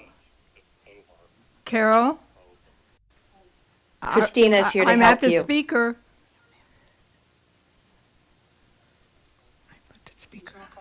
We're on. Carol, can you hear us? Okay, yes, now I can hear you. Thank you. Thank you, Johanna. Good evening, Mayor Lowe and members of the City Council. I'm Carol Marcus, 873 First Street West. I would have preferred to be there in person this evening, but I am unable to attend. Is this coming through? Yes, we can hear you clearly. Okay, excellent. Before I start, I just want to say that in the development code, the 50% housing requirement has always been 50% of the floor area of the entire project, not just the 50% of the commercial. Tonight, I am asking for you to deny the appeal before you and at minimum require the applicant to pay all residential component fees due the city before any permit is issued. And I say at minimum because I believe the project does not comply with Sonoma's general plan or development code, and the project was not carefully or thoroughly deliberated by the Planning Commission. As I mentioned in my letter to you, this is one of the largest projects proposed in Sonoma in decades, and yet the Planning Commission never even took up the findings to grant a use permit, which were enumerated in their use permit resolution. Compliance with the downtown district guidelines was never discussed. Compliance with historic preservation and infill in the historic zone was never discussed. And most importantly, findings to grant a housing reduction were never made. Because the EIR and the project were not taken up separately, the project itself was never discussed and the public had no opportunity to readdress the Planning Commission after the public hearing on the EIR was closed. I would like to ask the City Council to direct the Planning Commission to take up the EIR and the project separately on future projects, as has been customary in the past. Tonight, the discussion of the housing waiver has been reopened, and I believe that the City Council must either make the findings in the Development Code to grant a housing reduction or remand the project back to the Planning Commission to do so. If you approve the housing reduction, even in the approved project, you are agreeing with the Planning Commission resolution that the findings have been made to grant the waiver, which they haven't, and that the project complies with the General Plan and Development Code, which it does not. The new request eliminating all housing negates the applicant's own stated project objectives. It also negates the statement of overriding consideration on which the certification of the EIR was based.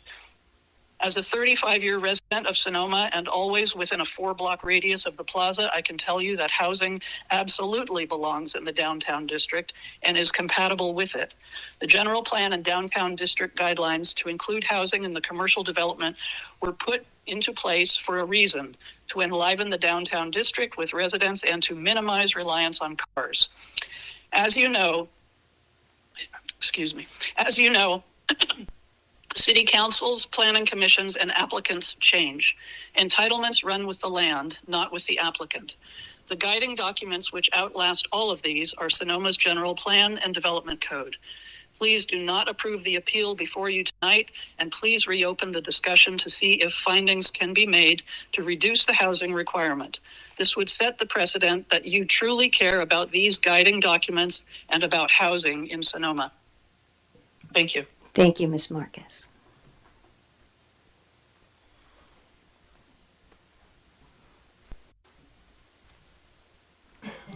Good evening. Good evening. My name is Bonnie Brown. There's been comments made by the developer and gentleman here that, it's taken so long and it isn't that hard on the developer. Well, the reason it's taken so long is because their plan was way too large. It was overdeveloped on that size of lot. There were mitigation measures that could not be mitigated in EIRs, and they had to go back, faulty EIRs. I don't think they can complain about the time it's taken. It's been financial reasons and other personal reasons why this has been delayed on their part. So let's not have empathy for that. Can we go to base plan now where we are? There's a developer over on Verano Avenue that is doing a reasonable size hotel with the amount of housing that is required there. And actually, I don't even know if it is required. I think it's in the county there. They are doing a good project, and there are other developers that are willing to do this. These people are not the be-all, end-all. You have met with them individually, I guess. They've met with all the planning commissioners individually. We haven't had that. The public hasn't had that opportunity, or we haven't had the time. This seems to always come up in the holiday time. You're pretty much convinced, I guess, that these are the be-all, end-all people to do this project. It's not true. If they're crying poor, that's their problem. Your job is to take care of this town, not take care of a single developer. You have to look to the future. I believe, in my opinion, it was a travesty that a former city council allowed them to not have the building component included in this project. It was totally wrong. And now they're crying poor and saying we don't want to pay the interest, we'd want to spread it out. All these things. This is whatever amount that they're paying is a drop in the bucket for affordable housing, for any kind of housing. We're required now by our insurance companies to insure our places for $500 to $700 a square foot to build here in Sonoma Valley. And you're asking them for $100. They should be lucky they're getting off that cheap. We need housing, and we need it, as this former person said, we need it in the city of Sonoma. I don't care if they're rich people and they work at home. There's going to be a percentage of people who it's going to be affordable housing, and we direly need that here. Please deny this. And then with this reduction of parking spaces, how can you do that to this town? And they're also saying that some of the parking is going to be across the street at a property that they own. Well, they're not going to maybe own that forever. You can't rely on that. Also, they're bringing in these people from the labor unions and saying, oh, it's going to be great. We're going to pay them good wages. Well, if they don't get the amount of people coming for occupancy, they can just say, oops, sorry, we don't have the money to do that. This is all based on greed, and your job is to take care of this town. So please, and then the loading dock thing, not an adequate loading zone, loading standards. They're going to have trucks sitting out there idling. They can't control all when the trucks come in.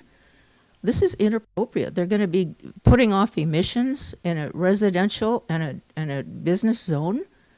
How can you allow this in this town? Thank you for your comments. comments. Thank you. Do the right thing, please. Good evening. I'd like to concur with most of what the previous speaker said. I really would like to encourage you to deny this appeal. I thought the staff report was excellent. I think most people have done their homework, and I just really am appalled that the applicant does not acknowledge the biggest issue in Sonoma, which is we have a housing crisis. He acknowledges how many jobs there's going to be, but where are people going to live? The traffic is already gridlocked coming from Vallejo, and that's where so many of our local workers live. We need housing. That's the most important thing, and that's what I think that the voters elected you for. I thought that the developer is saying that this project is extremely stressed was not something that should be in consideration. I think your primary consideration should be the stress on the people who work and live in Sonoma and where they're going to live with all these jobs that are created. I do think that the 50% housing or that the interest on the housing waiver fee is appropriate. If they don't want to pay the interest, they can just pay it all up front the first year. You're spreading out over 5 years. I think interest is appropriate if they're given 5 years to pay that fee. I think the 50% housing requirement is essential to meet Sonoma's most urgent need, which is for housing. I just did also want to throw in one minor point, which is that predictions are in the future, parking is not going to be as essential as it is now. People are moving away from the private vehicles and towards other forms of transportation. So I don't think that the parking is really an issue. But denying the appeal does not mean this project won't happen. So I urge you to do the right thing and deny the appeal. Thank you. Thank you, Mr. Metzler.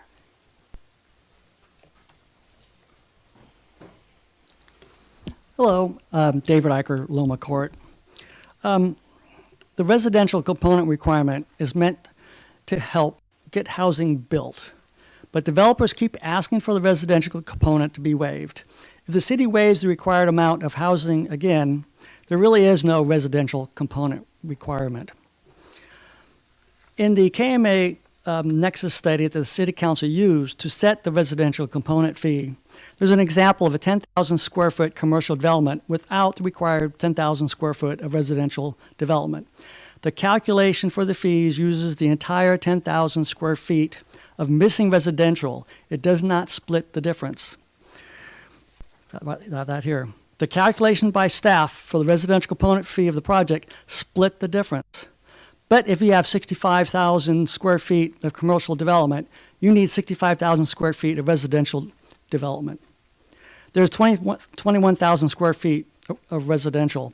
So the shortfall is 44,000 square feet, not 22,000. That's 4.4 million, not 2.2 million. And even that won't build many housing. You do have another option, and that is to deny the project. If you decide to allow the project, there are additional safeguards you should take. As it stands now, there are unintended consequences, increased rent, and evictions. For the apartments on the Litch building, they'll only be converted to affordable housing after the tenants terminate their lease. But the rent can be increased eventually to a point where the tenant would not afford the rent or be forced to move out. And Kenwood Investments may sell the property at some point. And however, a developer buys a market rate apartment and converts them to affordable housing, tenants who do not qualify would be evicted, since there is no clause about only converting once a tenant terminates the lease. Both of these ways to reduce the residential component fee should be removed from the project plan. The EIR says that the hotel would not draw additional visitors, redistributing existing visitor trips. Increasing the number of hotel rooms decreases room rates. Thus, even if the projected TOT is realized by the hotel, TOT from other lodgings in Sonoma will decrease. Not only did this happen in Yountville, when 77 hotel rooms were added, the total TOT collected for the year decreased and took 2 years to recover. I have that here, which I'll also present to you. And also, when Kenwood, Mr. Hooper showed the side-by-side, he took 50% of the total from the project, but when he did the reduction for as the Planning Commission proposed, but when he took the adjustment for demolishing existing, he took 50% of the commercial only, not of the total. So I think in there, the numbers that he has similarly have flaws. Thank you. Thank you, Mr. Eicher. Are there any more people in attendance wishing to speak? Okay. So at this point, I want to bring it back to the council for comments and, yes, we did it already. And Mayor, you want to close public hearing? Oh, thank you.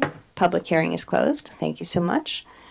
So I'm bringing it back to the council for questions, comments, next steps. What's your pleasure? Anyone want to start this off? Nobody wants us to? I'll start. Please. Thank you. Ms. Farrar-Rivas is going to jump right in, and I like that. Thank you. So I am going to talk about benefits to the project. I'm going to talk about concerns of the project and the appeal, and then I'm also going to just talk about some additional comments. So this is how I do things, and I always say that first because I like looking at both sides of the issue and talking about both sides of the issue. So just because I'm talking about one side does not mean that that is the direction I'm moving. It means I am trying to do the appropriate thing and be very objective and consider all of the issues that are in front of us. So when I look at the benefits, I think having 65 full-time employee jobs available, 10 part-time, union jobs that would be paying approximately 25% higher wages than other hotels in the city or in the county that are non-union jobs is very beneficial. The building itself would qualify to be a gold or silver LEED certified building, which would set a standard that would be very positive also for the city and other hotels and other buildings coming in. The revenue, it would increase the revenue to the city. I believe, yes, we need to look at that revenue. Yes, we need other avenues of revenue, but this is a significant amount of revenue. There's the potential for the 7 units to be converted to affordable. In my conversations, I think that those could be converted to affordable right now, unless the tenants that were there were not considered, to meet those standards, and then that would happen when they departed. That it's positive, certainly the design is very positive. The development does not change the plaza streetscape. There would be significant improvements to water and sewage infrastructure in the building of this hotel. And that there would be 8 new units. So I like the idea of there being the residential units there, and that 2 of those would need to be affordable. And I do think that significant adjustments have been made over the years to accommodate, what they've done to accommodate the public input in regards to changing the plan. My concerns with the appeal, I'm concerned that the in lieu fee needs to be consistent. So if we're going to have, how we apply the in lieu fee, I want us to be as consistent as possible with any applicant. I think that we also need to look at that in a way of, what is really viable for new businesses? How do we do this so that, yes, we get what we need, businesses are able to come into Sonoma, build businesses, and, it has to work well for both sides of the equation. I think we need to look at, I already brought up the legality of the statement. So other additional comments is, I think that the city definitely needs additional revenue streams. And we're not looking that this would be the only additional revenue streams. We're going to need significantly more additional revenue streams. And the reality is, and it's unfortunate, but $3.3 million is not going to solve our housing crisis. All of those, and I want us to have, in lieu fees to go to housing, but we have to be realistic. We're going to need much more money to really solve our housing crisis than this is going to provide us.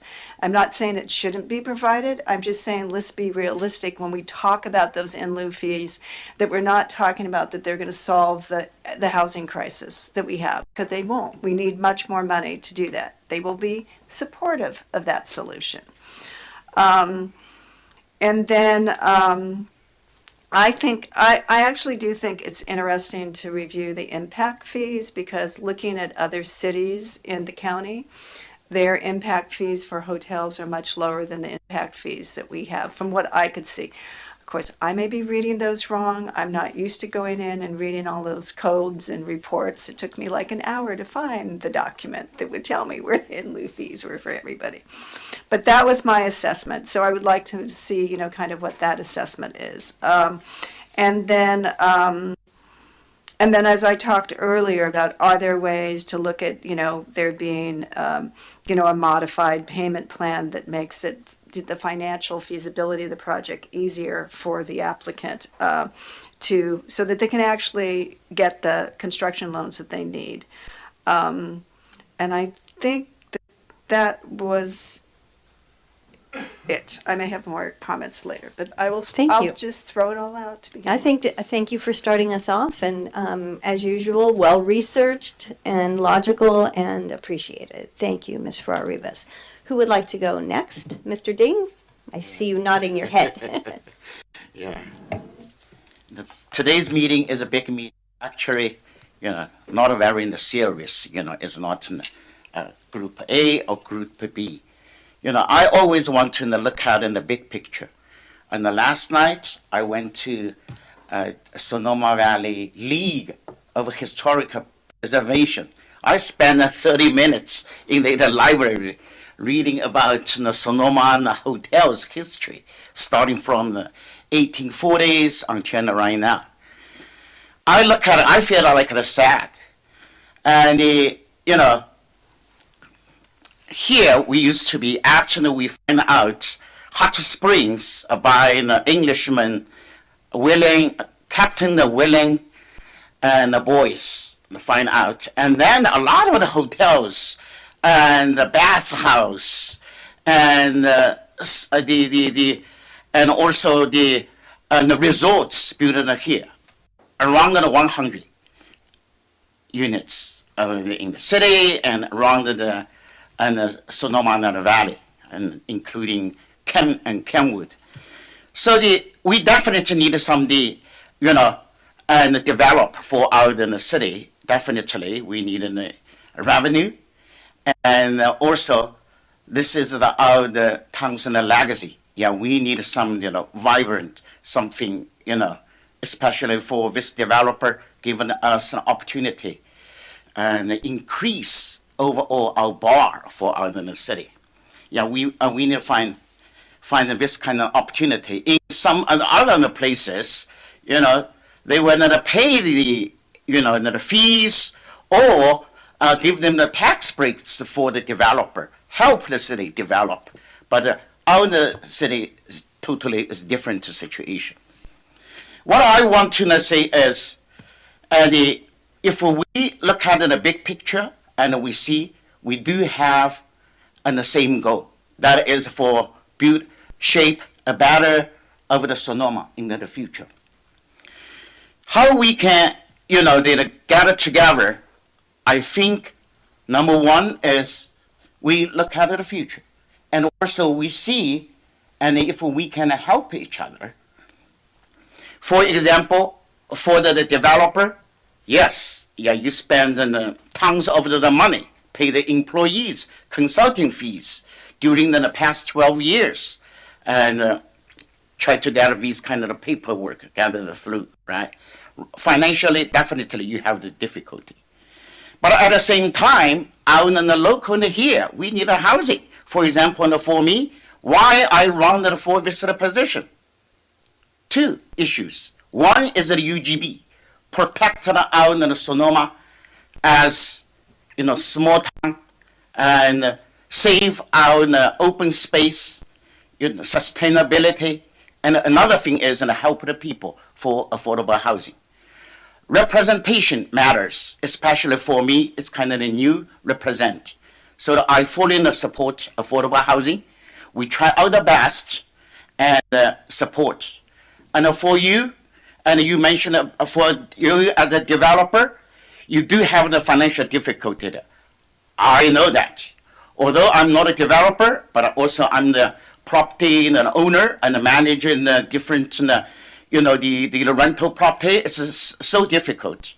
So I don't agree. Some of the people say, oh, you earn huge kind of money. Oh, this is the $2 million, means nothing. No. Each dollar, it's harder to earn. Each dollar saved and each dollar earned, you know. So you should respect the developer, how much the sacrifices they already made, and also what kind of risk in the future. You know, in the future, nobody knows. This kind of hotels can run the badly and got the deficit and fight a bankruptcy. Nobody knows, you know. But we should support them, help them, and we get it together, work together, and then move forward. So that is my point. And so, you know, that is another story. You know, I really appreciate the developer. And in this building, maybe we're not named as Kenwood or some the family name, but if you can contribute and those kind of fees, and I want to suggest in the future, these kind of the fees could be earmarked, you know, then honor these kind of donors, developers, made a huge contribution for our community. That is my and the comments.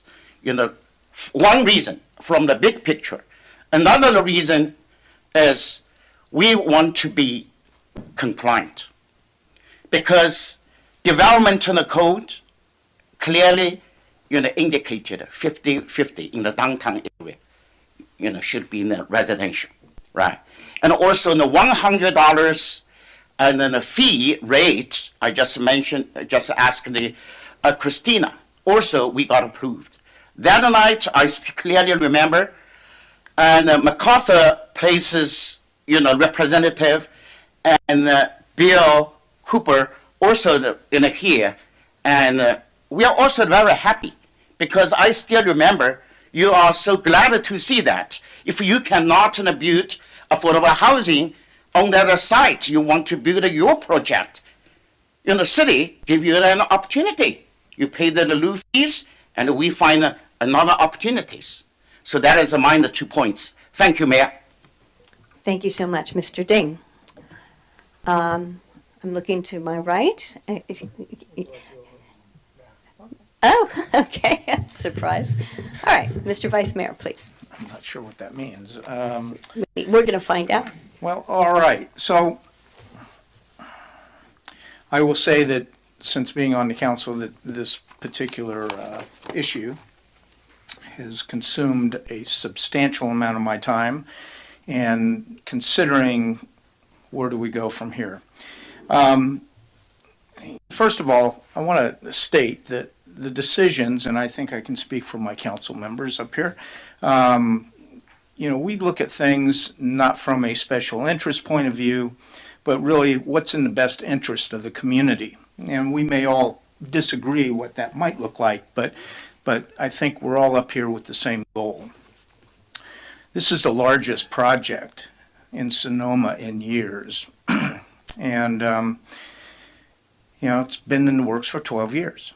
It doesn't buy anybody anything. It's just, this is a project that's been here for a long time. The hotel itself, and I'll just say it, I mean, I like the project. And I look at what a hotel will do for the community. And yeah, we've got the TID and transient occupancy. All that revenue is all well and good. But I look at it from a bigger perspective, not only the jobs, but the vitality that it can reinitiate around the plaza.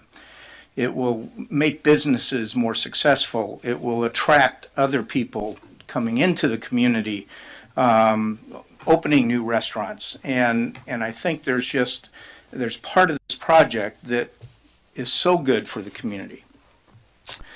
Now, having said that, you know, what's happening is it's somewhat an adversarial project versus a partnership.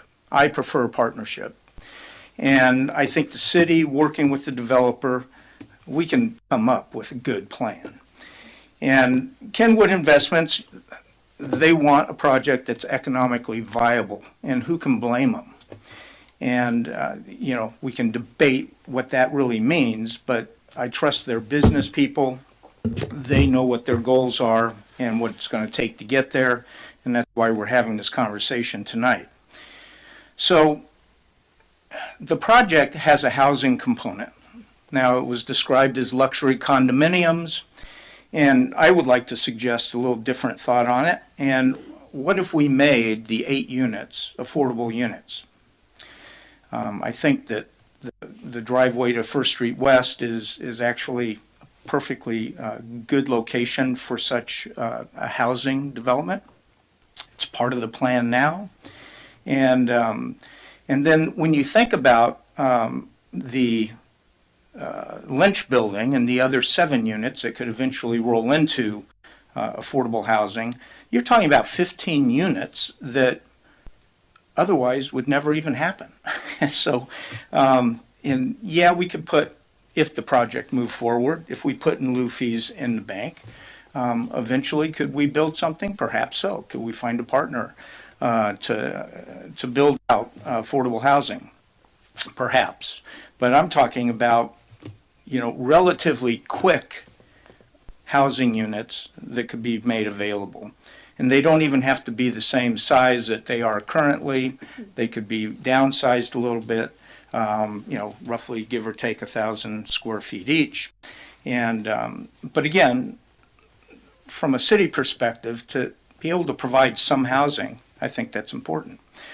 With regards to the fees, I actually feel that if there's an agreement to look at this housing, make it affordable, I don't have a problem reducing the impact fees because we're getting housing. And, we've heard about housing. I've heard about it for a year. Some of you have been on the council longer. We give it a lot of lip service and there's no action. And I'm suggesting that we take some action. So I think that there's, again, a partnership that can be had here to accomplish the goals of both organizations, the city and the developer.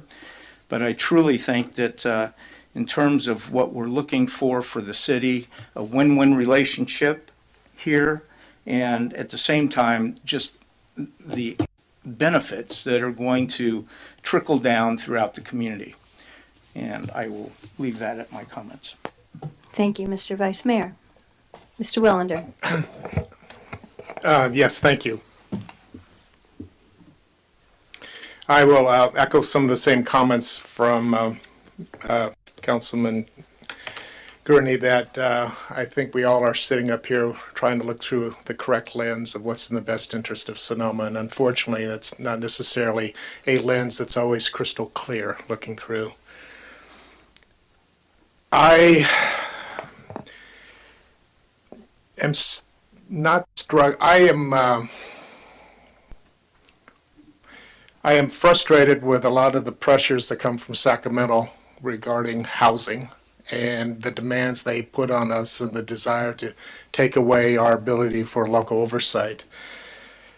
And yet I recognize that we do have a housing need, but as I have stated in the past, even as currently regarding homelessness, we need to make a contribution to lessening homelessness, but we're not going to solve homelessness. We, Sonoma, are not going to solve the housing, but we do need to make a contribution. And I think we have an opportunity before us to make a contribution. And I believe that there are indeed some options and some things worthy of consideration. I, too, desire more of a partnership relationship, not only with this applicant, but future applicants.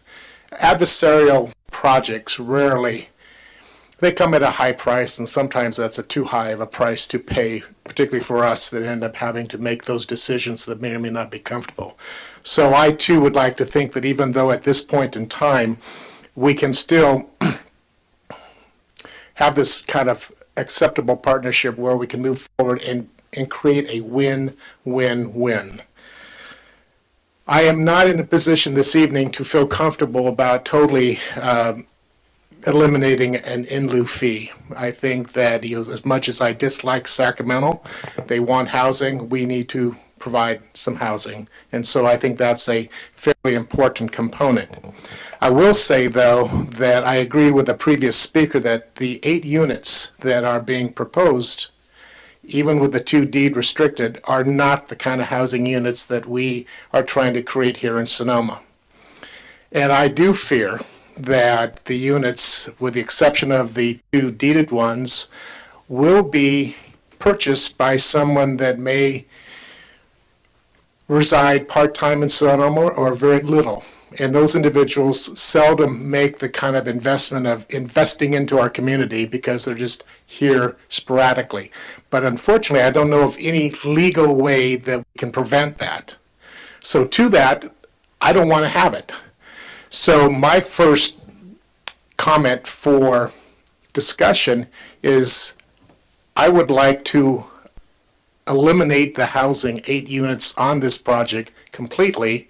I think it does a couple of things. It does improve circulation in the loading, and it will, and then in lieu of that, or to compensate for that, we do need an in lieu fee.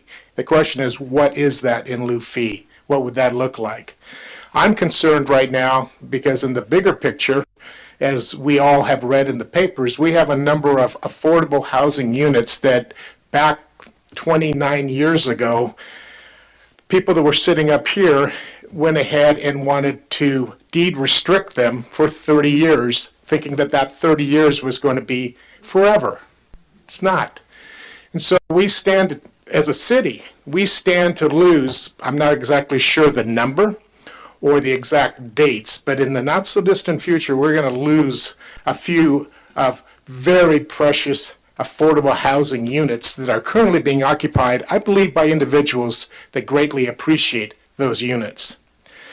So there is a need for having a housing trust fund because we need to use it wisely.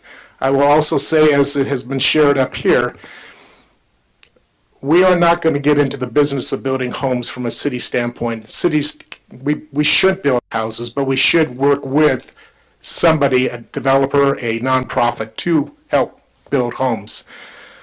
So at this point, I am wanting to hear a little bit more dialogue, and certainly from the mayor, but I do support the project as a whole. I would love to continue to have the city work with the applicant and really foster something that we can identify it as a win-win. So I may have more later, but for right now. Thank you. So thank you. I have a couple questions of staff based on some of the things I've heard, but I want to just make a comment from my perspective. So when I ran for office, I said housing was my #1 issue, and I promised that the salary or stipend or whatever you want to call it that I get every month for being a city council member, that I will give it every single month to the Affordable Housing Trust Fund.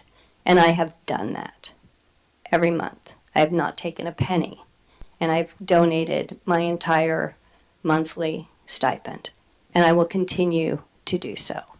I believe in it that much. I have 4 kids who all went to Sonoma High, raised in this area.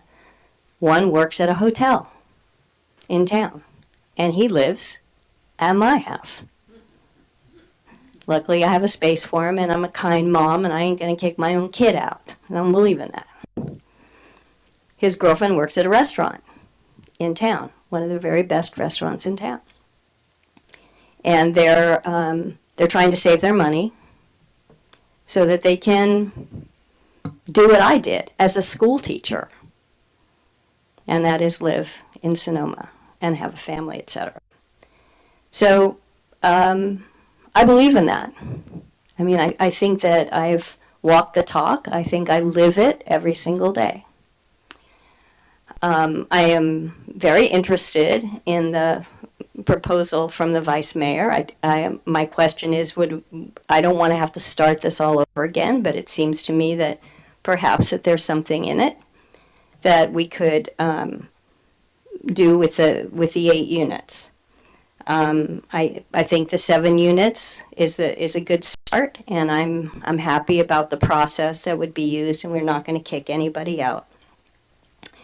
We have to compete with all of the other wine country towns. We have to compete with Napa. I just was in Napa for 2 days. Restaurants were packed. On a Monday and a Tuesday, I need a reservation for lunch on a Tuesday. We have to compete with Healdsburg. And we do that because, for the very reason that was stated, because we care about the solvency of this community. We care about it deeply.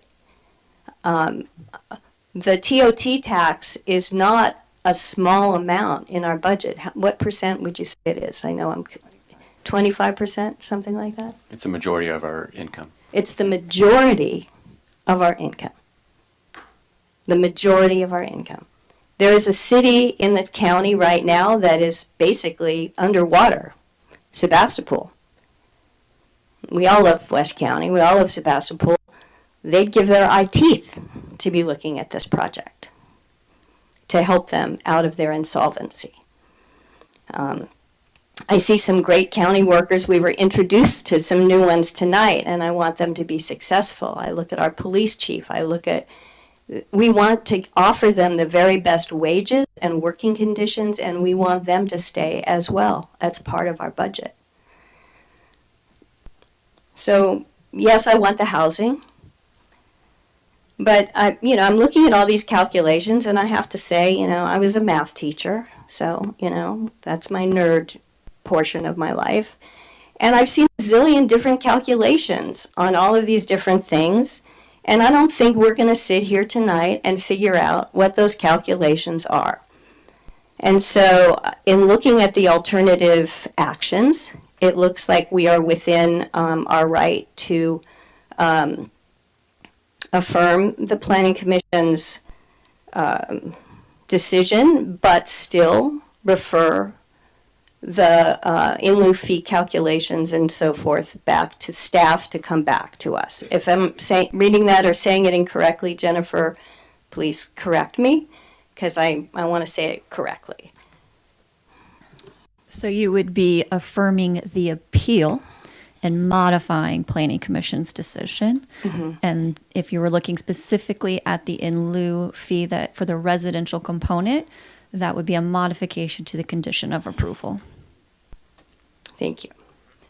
So that's what I'm kind of hearing up here. Everybody's trying to figure out what that number is, and I heard it from the public as well.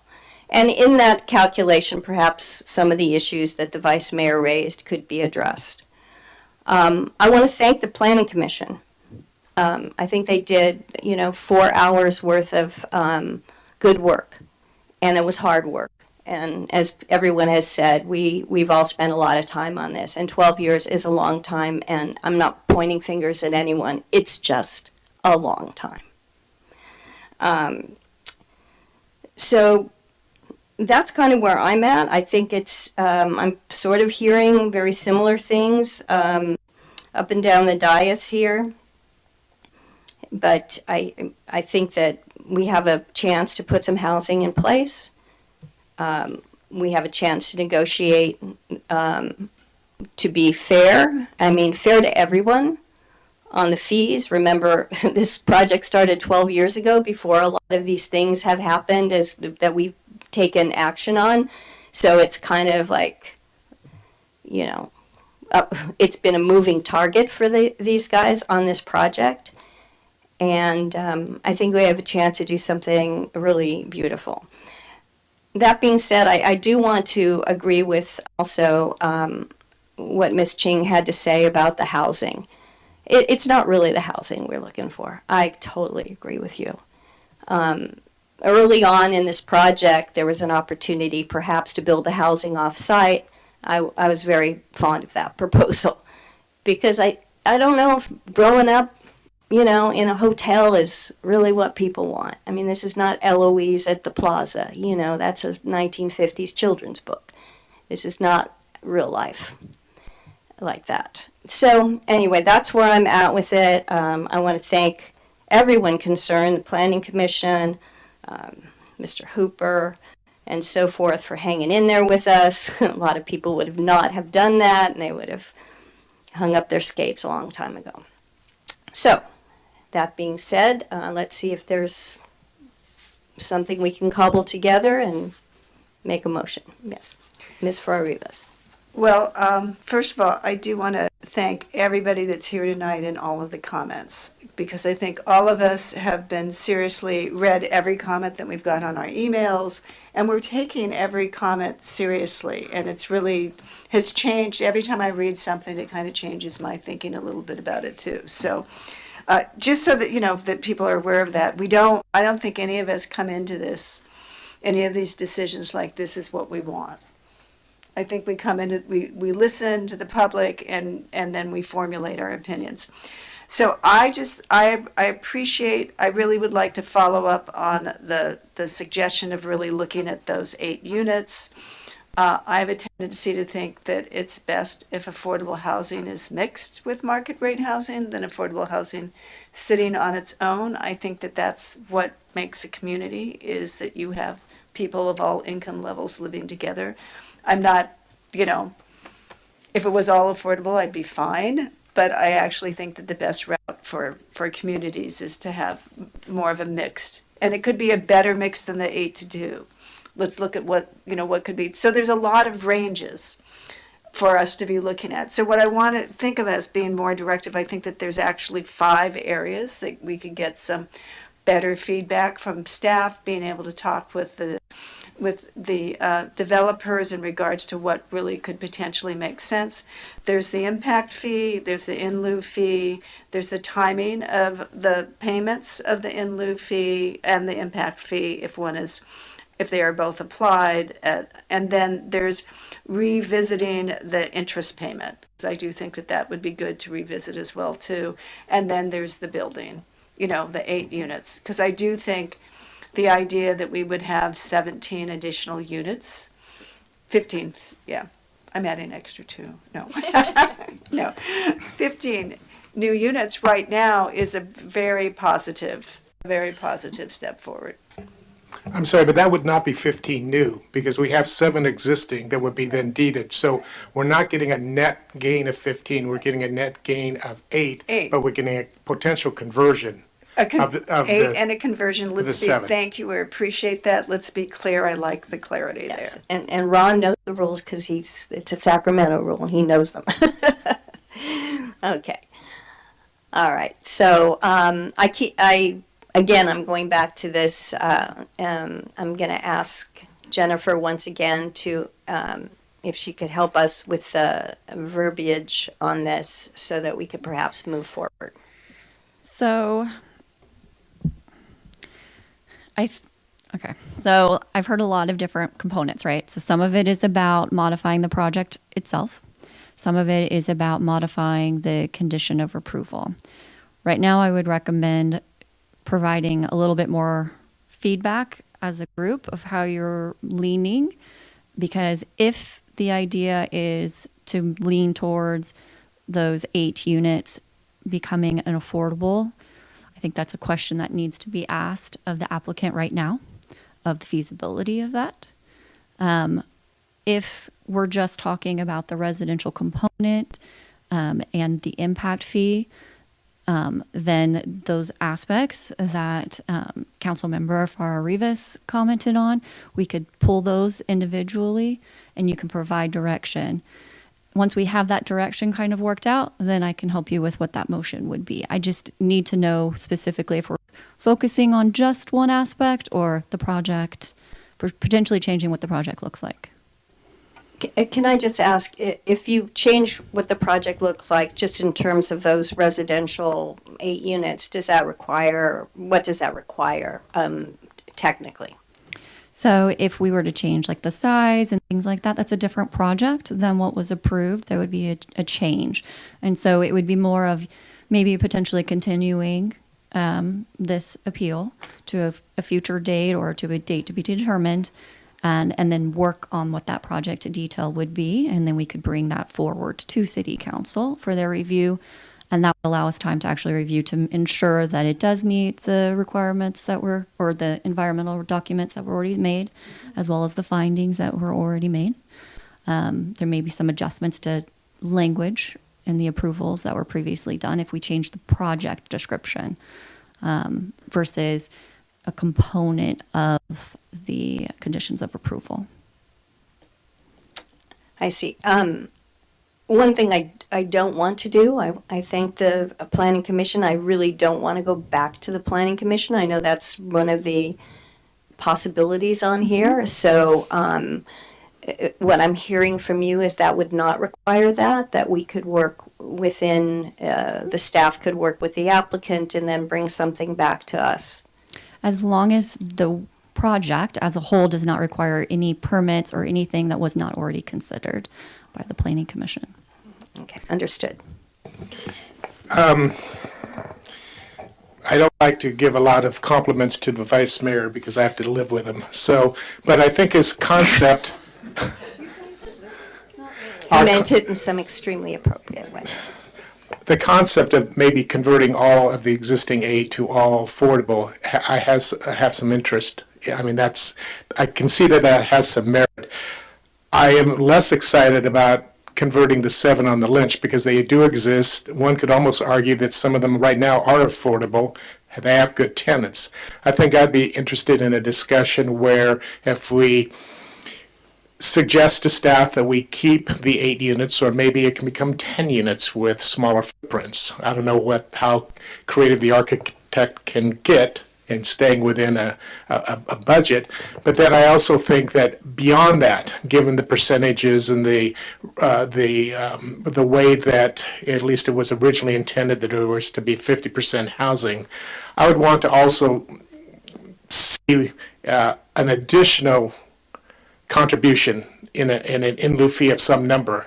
So it'd be, convert the 8 to all deed restricted or affordable, not change the Lynch building, but keep it as is, because those are existing units that are working, and they are downtown, and people say there's a value in being downtown, so they're working. But then I would like to see there be an additional in lieu fee of some number. I don't have that number in my mind right now, but I think that there still needs to be a contribution because, as I said earlier, we're getting a lot of pressure to create housing in this community, and this is one viable way. Can I ask for a clarification, Ron? So you mean that there would be an additional in lieu fee in addition to what is already being paid? Or No. But there would be there would be an in lieu fee. I think we should, not totally get a blank piece of paper, but the new scenario would be, okay, how do you meet the housing requirement?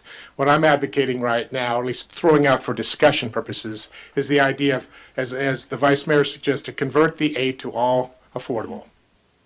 Do not consider the Lynch building any part of this project. It's not part of this project. It just happens to be juxtaposed to this project. But then recognizing that we need greater contribution to housing beyond just the conversion of the 8. And I just don't know what that appropriate number would be at this point in time. One thing, and I agree with you, we don't know what that number is, and that's why I do want this to go back to staff to look at these calculations and so forth. One thing, and I'm sure the applicant would say this, and maybe they're going to, is that the reason they have some market rate in there is it's helping for their project, right? I mean, that's the reason we have market rate with affordable is because, that's how it balances out.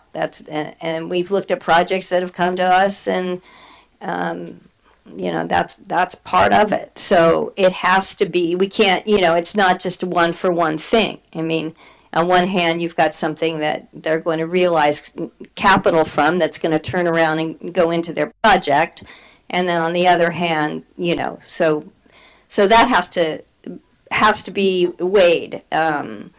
And I don't want to speak from them, but my guess is, because I've heard a lot of these before, that's a comment that we will get. So are there further comments from the applicant on this that we would like to hear from them on this? You've heard, some of our discussion. Thank you. Mr. Hoop. In spite of what one of the speakers said, we are sensitive and do realize that housing is a massive issue in California and in Sonoma. We're trying to build a hotel, and we're trying to comply as much as possible.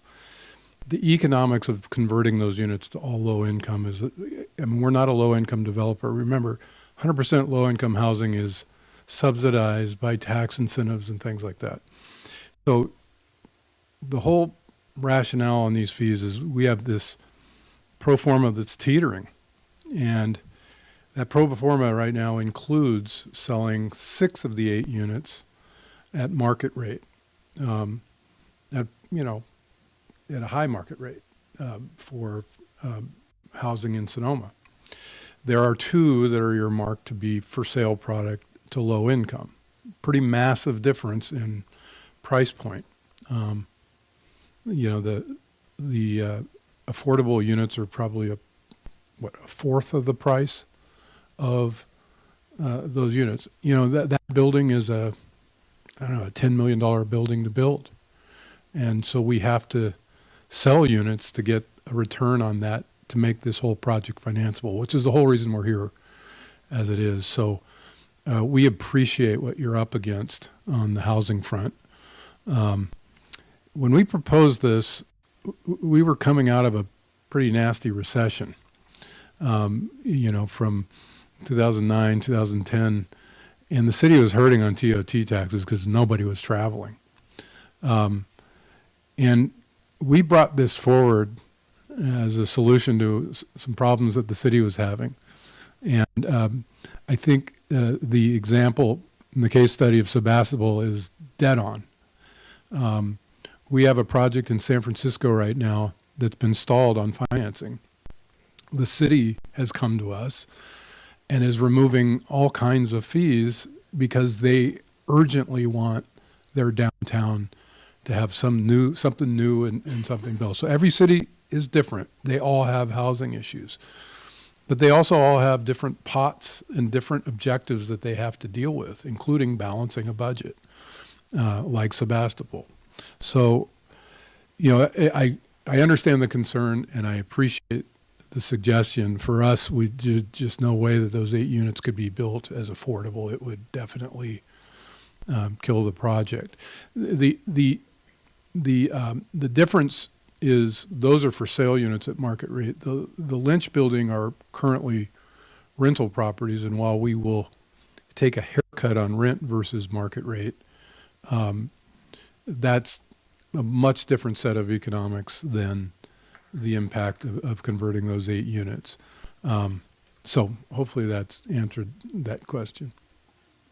Thank you. Yes, please, follow up. Before you leave, I'd love to then hear some comment on the other scenario. And I know that it's been one of the alternatives in the EIR and the summary. What if you didn't build any residential units?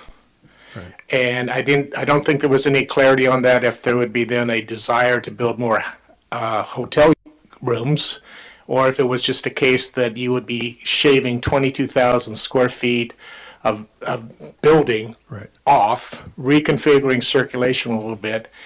And so what does that do to the financial net? Well, it's kind of a jump ball. The housing building has its own set of economics and a return on investment, and the hotel does as well. And so if it goes away, while it may increase in lieu fee a little bit, it kind of washes out. We're all for finding solutions. The one thing we don't want to step into is changing the project in a way that we're now back to the EIR process. I do not want to do EIR number 4. We'd rather just pack up and call it a day and give some relief to the stress of this situation. However, we think it's a good project. You have a bird in the hand. We're just talking about tweaking this a little bit. So, it's an interesting concept. What if we take 12 units that are 8 units and make them 12 units or something like that? It just triggers impacts that need to be studied. And, the removal of it entirely was studied.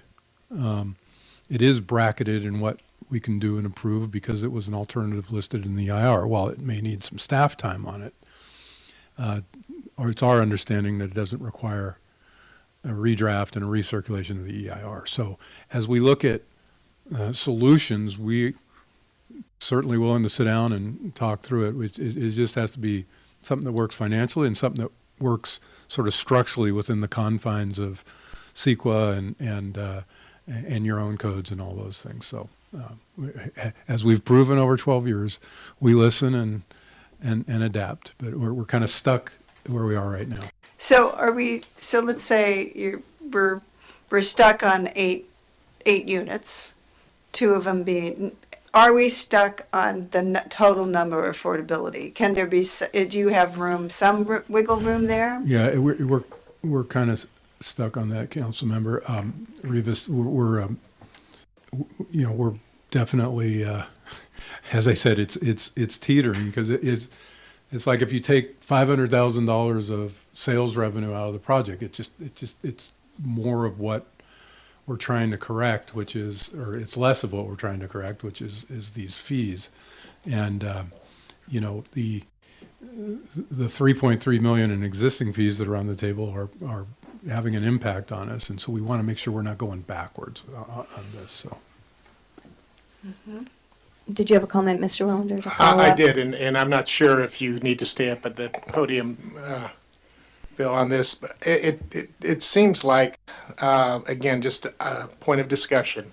I think I would be open to the idea of asking staff to collaborate with the applicant and say, develop the scenario further that was already in the EIR where there's no on-site residential, recognizing that we have a strong obligation to create housing, and come back with a proposal that says no housing on site, and this is what we believe is a fair, equitable, significant contribution that could be made to our housing trust fund, that we can then, whether we use it to rescue a few of these existings that are about to expire or we choose to do something else.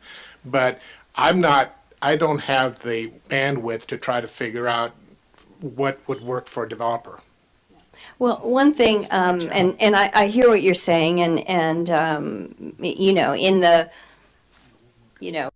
in the hypothetical that may work. I think what happens as a result is we trigger a different project, and if we do that, and if we trigger a different project, we're back at, Well, I mean, I'm gonna let Jennifer answer that, but that was my understanding. So we would analyze it to make sure that we are not triggering that. And so as the applicant has stated, the goal is not to have any additional mitigation or to change anything that would trigger the recirculation.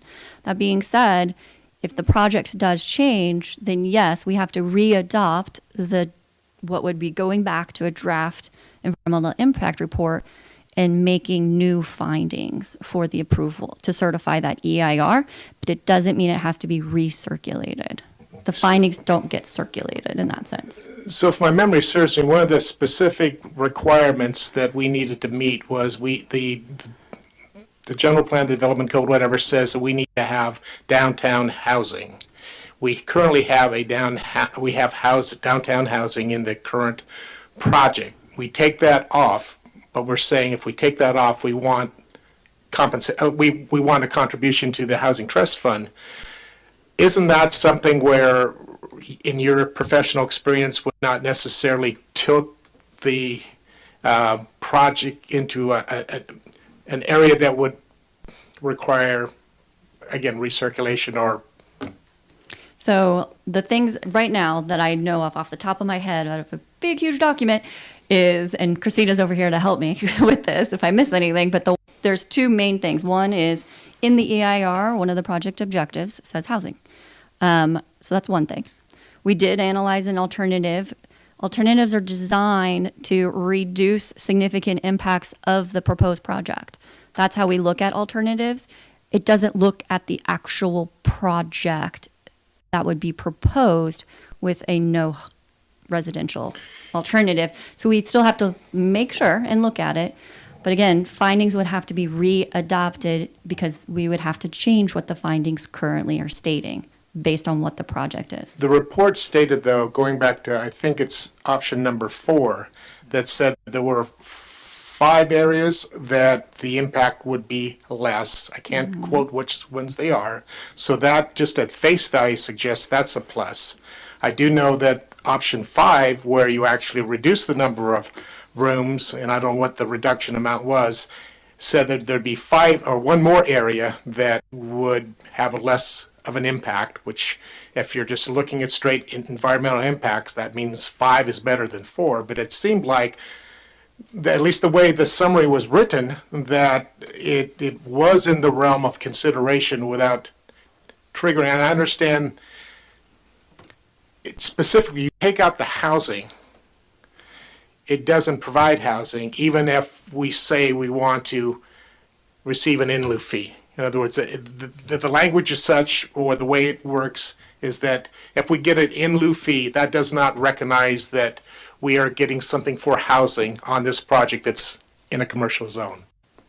So 2 different things going on. So the residential component and the fee that's being paid is in response to a use permit. The environmental, there's findings that are being made to recognize that this project is the preferred alternative, the one that was proposed to Planning Commission, and that there was also statement of overriding considerations. All of the alternatives have significant impacts. So even if I did alternative 4, I'm still having to adopt a statement of overriding considerations. Currently, the statement of overriding considerations, item number 3, is that it provides housing. So it needs to be rewritten and provided again. Understood. Thank you. And if I might just add a piece that, I think this is a really great discussion that we're having here. I think it was stated earlier that, no matter how much money we eventually decide on is the impact fee and so forth, the in lieu fee on this project, to be able to purchase property and go out and build 8 units of anything is going to be way more than anything that is reasonably close to what we're going to get on this project. That's just a fact. And the hardest thing that we have to do is we don't own any property in the city that we can just go out tomorrow and build. So if we get a bunch of money, even if we get, I saw some calculations by different people, $6 million, whatever, that we're not going to get 8 units from that. We're just not in this economy and in reality. And I don't want to trigger another EIR, and I don't want to, I think this is great discussion, and I think this is exactly what needs to happen. But I think that the project is good as it is. Yes, is it what I would design? No, but I don't think that going back to the drawing table is going to get us any better. And I think that we do need to clarify the fees and the in lieu thing, because there is some confusion over that. And I think that the staff working with the developer needs to work on that and come back to us with what they believe is appropriate in this situation, because there is some confusion over that. And I've seen a lot of calculations. But I was very much moved by the Vice Mayor's suggestion, but after listening to all of this, and I was very interested in what Mr. Wellander, proposed, I don't think it pencils out for us. And at the end of the day, we got to look at what's best for the city. And, we're getting 8 units and we're not going to get any other way. And we've got 7 that will eventually be deed restricted. And I think that's a significant move forward for us. And I do think we have to take into consideration that there's property tax on those 8 units, and so there's the other things that we benefit from those 8 units. And I think that it seems to me the area, although I know that there seems to be kind of the no in lieu fee, no impact fee kind of position out there, but I think that where we really have to see how can we negotiate to have this happen is with the impact fee and the in lieu fee, the payment timing, and the interest payments, and to revisit those. Those are the 4 areas that should be revisited in a way that you are working with the applicant to see like what works, and be able to bring that back. Go ahead, John. No. Want to say something? I'm sorry. Please. This is why you make the big bucks. I know that this is complicated, but you asked us to really discuss it, and so that you have a clear understanding of where we're at. So I'm going to ask questions now. Sounds good. All right. So to get more direction, this is what I'm hearing right now. It sounds like we're more into amending the condition of approval. So my first question before I get to that part of it is, we talked about a little bit about the non-residential housing impact fee that was adopted by a resolution. So part of my questions, I don't need a motion right this second, but is there direction for staff to bring something back to City Council about that? Yes, I'm hearing that. Okay. All right. So separating that from the conversation, because that's going to be a different conversation, we're going to focus just on the in lieu fee itself. All right, so the first aspect is, let me bring it up because I have it all ready for you guys. There was. Thank you for doing that. There was discussion. So I bet. I would say that the first question that I have is the calculation. Let's see. Does it work? Of course it doesn't work this time. Oh, there you go. It's just slow.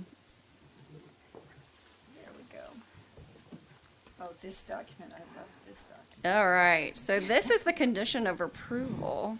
So I'll go back over here. So when we calculated it, going back to that calculation, the difference in the calculation is staff has determined in consultation with our attorney that a total building area is the total proposed building area, inclusive of the residential aspect. The applicant is stating that it should just be the hotel portion. So that, I think, looking at our city attorney here, I believe is a policy direction if it's not the total building area and it's the building area that would be without residential. Is that a discussion point or is that a moot point?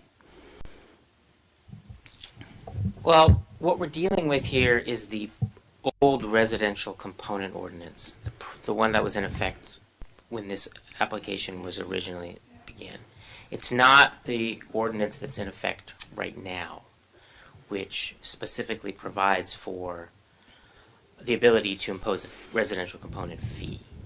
So what we're working on in the old one had this non-exhaustive list of options, and by its silence, we were able to impute that there could be a fee. And what that fee was could be an ad hoc fee, but a more defensible fee would be one where we had a study, which was the $100. So theoretically, you could reduce that fee. It would apply to this particular applicant differently than others because this applicant is operating under the old ordinance. In terms of interpreting the ordinance building area to mean a net, that's a legal interpretation. Normally courts defer to the legislative body to make interpretations of their own ordinance. So based on that, I think we could get some policy direction from the council that may provide some financial relief if the council thinks that it's it makes sense to define building area differently than how staff had proposed originally. I do think there is that latitude, that leeway that the council has.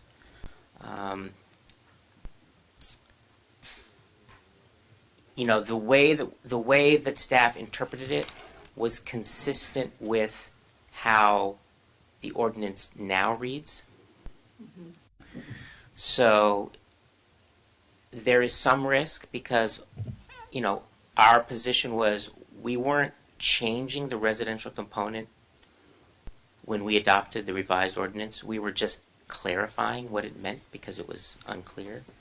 So I do think there is some risk if you start to revisit the legal interpretation of that. So probably a better way to go, I think, would to just be based on the particulars of the site, to just talk about a smaller amount of a residential component fee.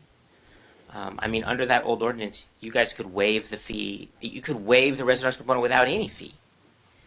So there's nothing set in stone that requires it to be at $100. It shouldn't be more than $100. But I think probably a more defensible way would just be to impose smaller than 100 based on the particulars of the site and the other items that are listed in the code, in the old ordinance. So property characteristics, site limitations, environmental characteristics, presence of existing uses or conditions that are incompatible, have issues with compatibility. So you can reduce the amount, you can reduce it completely. We just have to make those findings. But I do think that it's more risky to mess with the way that we calculate the residential component. When you say more risky, give me what does that mean? Someone's going to sue us? Yes. Someone could sue us because outside of the applicant. Even outside of the applicant, right? And they would base that upon faulty interpretation of what the ordinance says. They would say that when you amended your code, you substantially changed the requirement for what is required in terms of residential in your zone, and you didn't analyze properly the impacts on feasibility to the construction of commercial development in those commercial zones, because you just doubled the amount of required residential component. I would not like to take the risk for these kind of compliance issue. At the beginning, I already mentioned the compliance is very important, and also we want to set up very good present for the future of the project, because this is new. We just in the past, and it is very serious. I would like to ask you if any other way to help the developer to relieve financially in some other way. You can waive the fee completely. I'm sorry, we had to close it. I'm so sorry. You are out of order, sir. Please. Thank you. Absolutely, you are out of order. Thank you so much. Please go on. Okay, so calculation, how we calculate is kind of off the table. It sounds like, unless it didn't sound like that was on the table anymore, the risk aspect. So now I'm going to go to three aspects. One is the way that it was calculated is the $100 fee, which we've noted here was based on the resolution that we later adopted this year, and that has a study that supports that $100 fee. We did also put in this condition of approval that it would be within the 5 years of building occupancy. So we wouldn't actually start charging until after they receive occupancy. So it's not upon issuance of the building permit. So they can go through their construction and everything. So there's a timing aspect, as Councilmember Farrar-Rivas noted. So it could be extended to a longer period of time to pay out.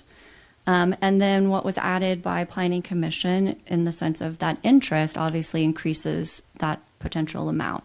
So if that interest was wanting to be removed.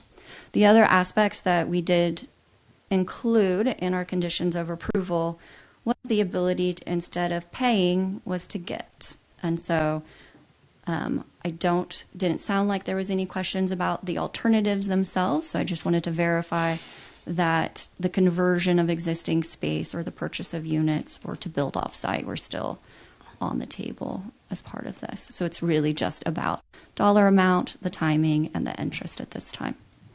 Well, I would, again, I'm just one voice, but if the ultimate goal is to A, not significantly delay the project, and B, not create a scenario that is going to require a recirculation of the modified EIR, then my question is there any other scenario that would include some of the other alternatives?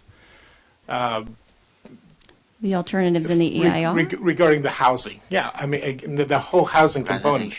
Because right now, what I'm hearing is that we are, the biggest nut right now is what options do we have to reduce the in lieu fee? And it sounds like based upon the risk that our attorney has suggested we might be taking if we change the definition of how you calculate the square footage, then the only other option would be to massage the $100 a square foot. And timing and interest, one or all. Okay, and so was that your answer to Councilman Ding's question about what other relief can we give the applicant? That's the relief, and then the other is the fact that I am bringing back, in the future, we'll be bringing back the actual non-residential impact fee. And so, again, that's not charged until the building permit is issued. So we're still... And that We're can still change. timing. Yes, that comes back later, and then that could change. That could change, and then their fee would change later on down the road. I think we have to give staff the ability to continue along these lines. This is the one that doesn't put us at risk. We are this sort of, it's not the perfect thing that we would all want at this point, perhaps, but I think when it comes back to us, I mean, it's very hard to sort of imagine it at this point, but I don't think we're going to get any better tonight by continuing to yak about it a little bit. I think we really need to let the staff do their work on this. I think they've listened to us. I think they know where we're going with this. And I'd like them to come back with something that we can look at in a more finite way, because I think we're all, it's almost 9 o'clock. We've been talking a lot of numbers. We've listened to a lot of things, and we need to have staff come back with something concrete that we can then bounce off of to see where we are. Okay, so then what I'm hearing is that we'll work with the applicant to modify this aspect of the condition of approval and its nuances that are in here that we have the ability to modify, bring that back to you. So tonight that you would be making a motion for a continuance. That's what it sounds like to me. And direction to come back at a later time. And direction to come back at a later time. All right. So would somebody like to move that as? I would like to move. So Mr. Ding moves the continuance. We want a date certain. The applicant has requested a date certain. Yes. Please. So the January. What's the January dates? January 17th. January 17th? January 17th. Okay. Mr. Ding, will you accept that as an amendment to your, friendly amendment to your motion? That to continue this and bring it back on January 17th. And I need a second. I'll second. And a second by Ms. Farrar-Rivas. Any discussion on the motion? Hearing none, would the clerk please call the roll? Councilmember Dean? Aye. Councilmember Farrar-Rivas? Aye. Vice Mayor Gurney? Yes. Councilmember Wellander? Yes. Mayor Lowe? Aye. Thank you. The motion carries Thank you. unanimously. Thank you to everyone. Thank you to the public for coming forward, hanging in there with us. This was a substantive discussion, and we're still here. Here we are, and now we are at the regular calendar. Item 9.1. Ms. Gates, you are Still here. I am still here. Okay. All right. I'll give a brief presentation. Thank you. You're welcome. So good evening, Mayor and City Council. The item before you is a request to renew the Joint Powers Agreement, as well as to amend the city policy for the Sonoma Valley Community Advisory Commission. Was known as Citizens Advisory Commission. Last night there was a consent item at the Board of Supervisors to change that to a Community Advisory Commission. So tonight, in what's attached is that revised Joint Powers Agreement. So we are looking to extend for another 5 years. We've been extending 5 years since the 90s. So what's another 5? So we'll do another 5 years. And as discussed, we did make a recommendation to change the name to Community. And also in the rules and procedures was the removal of the requirement that appointees be registered voters. So those items we have removed. In the policy itself that's provided to you, the original policy was adopted in 2001 and hasn't been modified since. And so staff did review that policy and did make a recommendation. So currently it states that we're to refer all projects that have environmental review to the chair, and then they determine whether or not it would be heard by the commission. So what we're recommending is that only the long-range projects that have that are planning projects or policy decisions that would have a regional impact, such as the general plan, would be referred to the chair of the SBAC for making that determination. But in addition to that, during the public review period of all of our environmental review projects, that the SBAC will actually be included in our mailing list. The county already is, but I doubt that that filters through. So we would actually specifically send them that environmental document during that public comment review period and ask for their comments as interested parties rather than a recommendation for approval or denial. And that has more bearing on the actual document and environmental process. So that is our proposed recommendation. So the actions that we're asking for tonight is to approve the City Council resolution authorizing the mayor to execute the Joint Powers Agreement and to adopt the City Council resolution amending policy 2001-1. That concludes staff's presentation. I'm Any here to questions of staff? That is a very good opportunity changing the name. I was serving that in the organization 8 years. Yeah, so because after I become the citizen and then I participate. Otherwise, I can much earlier, to participate. Look, thank you. And by the way, this time did you change any boundary or keep Boundary it is as the is? same. Yeah. Okay. Yeah. Thank you. Any other questions, Mr. Wellander? Just a quick question. Please. Can you give me a Cliff Note description as far as what we're gaining out of this kind of joint powers? We're bringing the projects that are within our city limits to their attention. So should they have either interest and or comment, this is the avenue by which they express their comment? That is correct, as a commission as a whole, and it's just another opportunity to get public input. Is there any financial budget for this organization? When I was serving over there, almost none. Everything, even the piece of the paper, we didn't have any. How about this time? That is a county question.